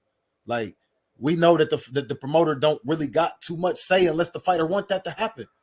And this motherfucker Tank will sit here and be like, "Oh man, you gotta contact Al. You gotta contact Al." But at the same time, like, I'm not sending you no offer, bitch. Do you got to fucking say so, or do Al got to say so? I'm tired of playing this fucking game. And then it leads to conversations like this where it's a toss up. I want to blame Al today. Now I want to blame the fighter. I want to now Tank is ducking. It's either he's ducking or the fighter or the promoter don't want him in that fight. We can't have it both ways. We either gonna stick one way. If a fighter not calling for a fight, but you holding on to shit and you holding the game up, you ducking. I don't care if you ain't calling for that fight. You trying to stay away. You making excuses about it. Then now it'd be different if you calling for the fight and the other guy calling for a fight, and your promoter blocking it, then I can't call you no duck. But at the same time, it depends what How can a caliber promoter fighter block you it? are before a promoter even listen to you, bro. How can a promoter block a You fight? know, Bob I'm trying to said it figure out. best. You fight where the fuck I say you gonna fight. And I How got can that on my channel. He You said, how said, can a Hey, promoter hey, block a I hey, will fight? hold tell on. T.O. to go up and he said, I will tell T.O. to go up and fight. Hey, real quick. Hey, heavy bag, man. I appreciate you having me on the panel, bro. I gotta bounce, man. sure. Thank you for having me on the panel, and everybody, man. Peace out, man. I'll catch you guys in the next one. Thanks. All right, All right, Raider. man. Got Raider, on. man. I appreciate you. See you next time, boss. If we yeah, salute, my bad. But I agree with you though that if- the fighter should have more say so, but I don't think they should have say so out the gate All I'm because they're saying investing is in you. Tim You know what I'm Zeus saying? ain't more- picked no Keith the Thurman. fighter got more say so. The promoters work for the fighters. Not when you first get with them, they investing in you. Man, You gotta remember that they put they bet they not- chips on you first. That's the same as saying a label is paying Tim Zeus, a label is paying the artist. Tim Don Zeus has King, not listen, reached come the out. position Bro, you to know who Al fight is? who he wants to fight, bro. Real quick, Don King already came out and said years ago, I use letters of credit to fund the Thriller Manila fight. So this nigga went and got a bank loan, a letter of credit. That means I want to do business with your bank. I want to do business with you. So call your bank and tell them I'm about to send this letter of credit over because we ain't got no trust here. So we need somebody in the middle to handle this for us. We need an escrow, pretty much. That's how these fights get made. Don't believe this shit when they tell you, "Oh, money out my pocket and I'm investing in you." That's bullshit. No, I didn't say that, bro. I didn't say that. If you would, it's common sense. If you were Showtime fitting the bill. But they gotta bring you that. They gotta sell you to that network. They have to do that. They put their reputation on the line, bro. Like that's how the shit generally goes. Now that you got You making it sound like the promoter completely useless. he All I'm is. saying- Have you ever heard me say the term "you signed to a nigga No, I ain't that talking signed about to you. another nigga"? I mean, Yeah, but everybody plays a same critical part. thing. For sure. We both saying they pretty much. I'm not saying that they useless. I'm not saying they're useless, but what I'm saying is they can be obsolete once the fighters start to become promoters. You see that happening. All They I'm got saying smart. They is becoming independent. Tim Zoo ain't picked no Keith Thurman. No, I That's give you all that. I'm saying. Nah, it's just This is Al's where all first this shit pay-per-view started of the year, from. dog. I That's how give he doing. you that, but that's not Yeah. like that's not Al Heyman's call because he's not the fucking A side. So how was that Al Heyman's call that fight is happening? He not the ace. He didn't get to determine who he fought. Tim Zoo was the one looking for a dance partner. He's the one that really had to send that contract out. Obviously, if he the A side, he the one that had to send that. So, But this it was is really what happened. He gives really him a whoever letter, told wants to Tim- fight. I'll advise Tim, hey man, this is who I got. Yeah, I mean, I got this, him, and I got Keith. What you want to do? right? Fight That's this how that cat, shit and I went. get you who you want afterwards. I can't get you Charlo. I can't get you Bud. I can't get you Spence. I can't get you nobody on that hit list you got over there.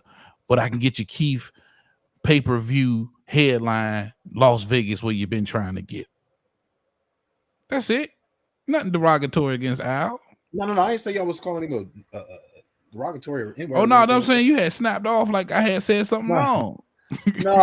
No, it wasn't necessarily based on Al, Al everybody Heyman. blame Al. Everybody blame Al. No. It's not necessarily blaming based Al, on I'm just Al saying. Heyman. Now that is a thing. But that wasn't what I was saying. Wasn't necessarily based on Al Heyman in general. That's why I brought up Oscar too. Okay. What I wanted to say was, let this be a DAZN card or a top rank card. Ain't nobody gonna be saying blame Bob Arum or blame Eddie Hearn. They wouldn't be saying that. But anytime PBC's involved, it's automatically where Al Heyman ass at. Get his ass in here. Fuck that. Al Heyman, bring your ass in this bitch. You know the Because PBC something's is wrong. Al It's Heyman's your baby, fault. man. Like we got to When stop that anything shit. go wrong, niggas is pointing the finger at Al. Everybody At the knows nigga. They gonna point it at the black dude like they was doing, like they was trying to do. But when it comes to Golden Boy, we point at Oscar. When it come to Matchroom, we point at Eddie. That's just how the shit go. But when do we do that though? Oh, I see it niggas ain't- do it all the time. Look, it ain't whole channel. Listen, real quick, it ain't whole channels. It ain't whole true. It ain't whole channels based on let's just get on here and tear this nigga Oscar down once per show. I gotta say his name once per show and drag it in the movie. True. Like it ain't no shows that's just based on that period. I wake up every day, take a sip of my motherfucking drink, and think of what the fuck I'm gonna say about Al Heyman today. Like, or think what I'm gonna say about Eddie Hearn or come on, man. That's a thing. I'm not, you know what I'm saying? I'm not defending him. For again. me, man, just all of these like, promoters, I understand the business. And I think if you understand the business, you understand that all of these promoters are trying their best to make $1. They doing what they feel like they can do to make a fucking dollar. We should hate them all equally, right? And look, and they not even doing nothing sleazy. No man, put it like this: every man has the right to not lose in any business deal, whether it's crooked or not.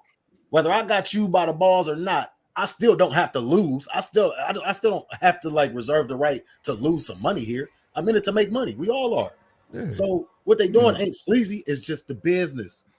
Well, not sleazy anymore, because them niggas used to be sleazy. That nigga Mike Tyson said Don King was charging him $1,500 for towels. Yeah, that's bullshit. That's fucked up, nigga. You got 30 towels, $1,500 a piece. But I think the reason everybody call Al name because every time a fighter win, they holler his name. In reality, he's not even a promoter. Tim Brown's the promoter. That's what I'm saying. All them niggas be at the end when they win, they be on that mic talking about I want to thank Al Heyman. And he's the Lady Eloise of the company and shit. Yeah. He the face of the company. I want to thank PBC and Al Heyman. I love Al Heyman. But if you actually looked into their business filings, he's not the only name on there. No, so it's Tim like Brown. He on there. You know what I'm saying? And Floyd. Yeah, he's this on there. This is how Floyd. Yeah, Floyd said ain't no PBC without Floyd. But that's why that's how he got they him all under got TMT. shell company. That's how you get paid. You gotta have your own. Remember, I told you Floyd 50 incorporated TMT in Delaware. So that's why he was on the Breakfast Club saying he gonna fight again because I said so. He want to beat for me. I bet his ass fight again. So that's why he's still fighting.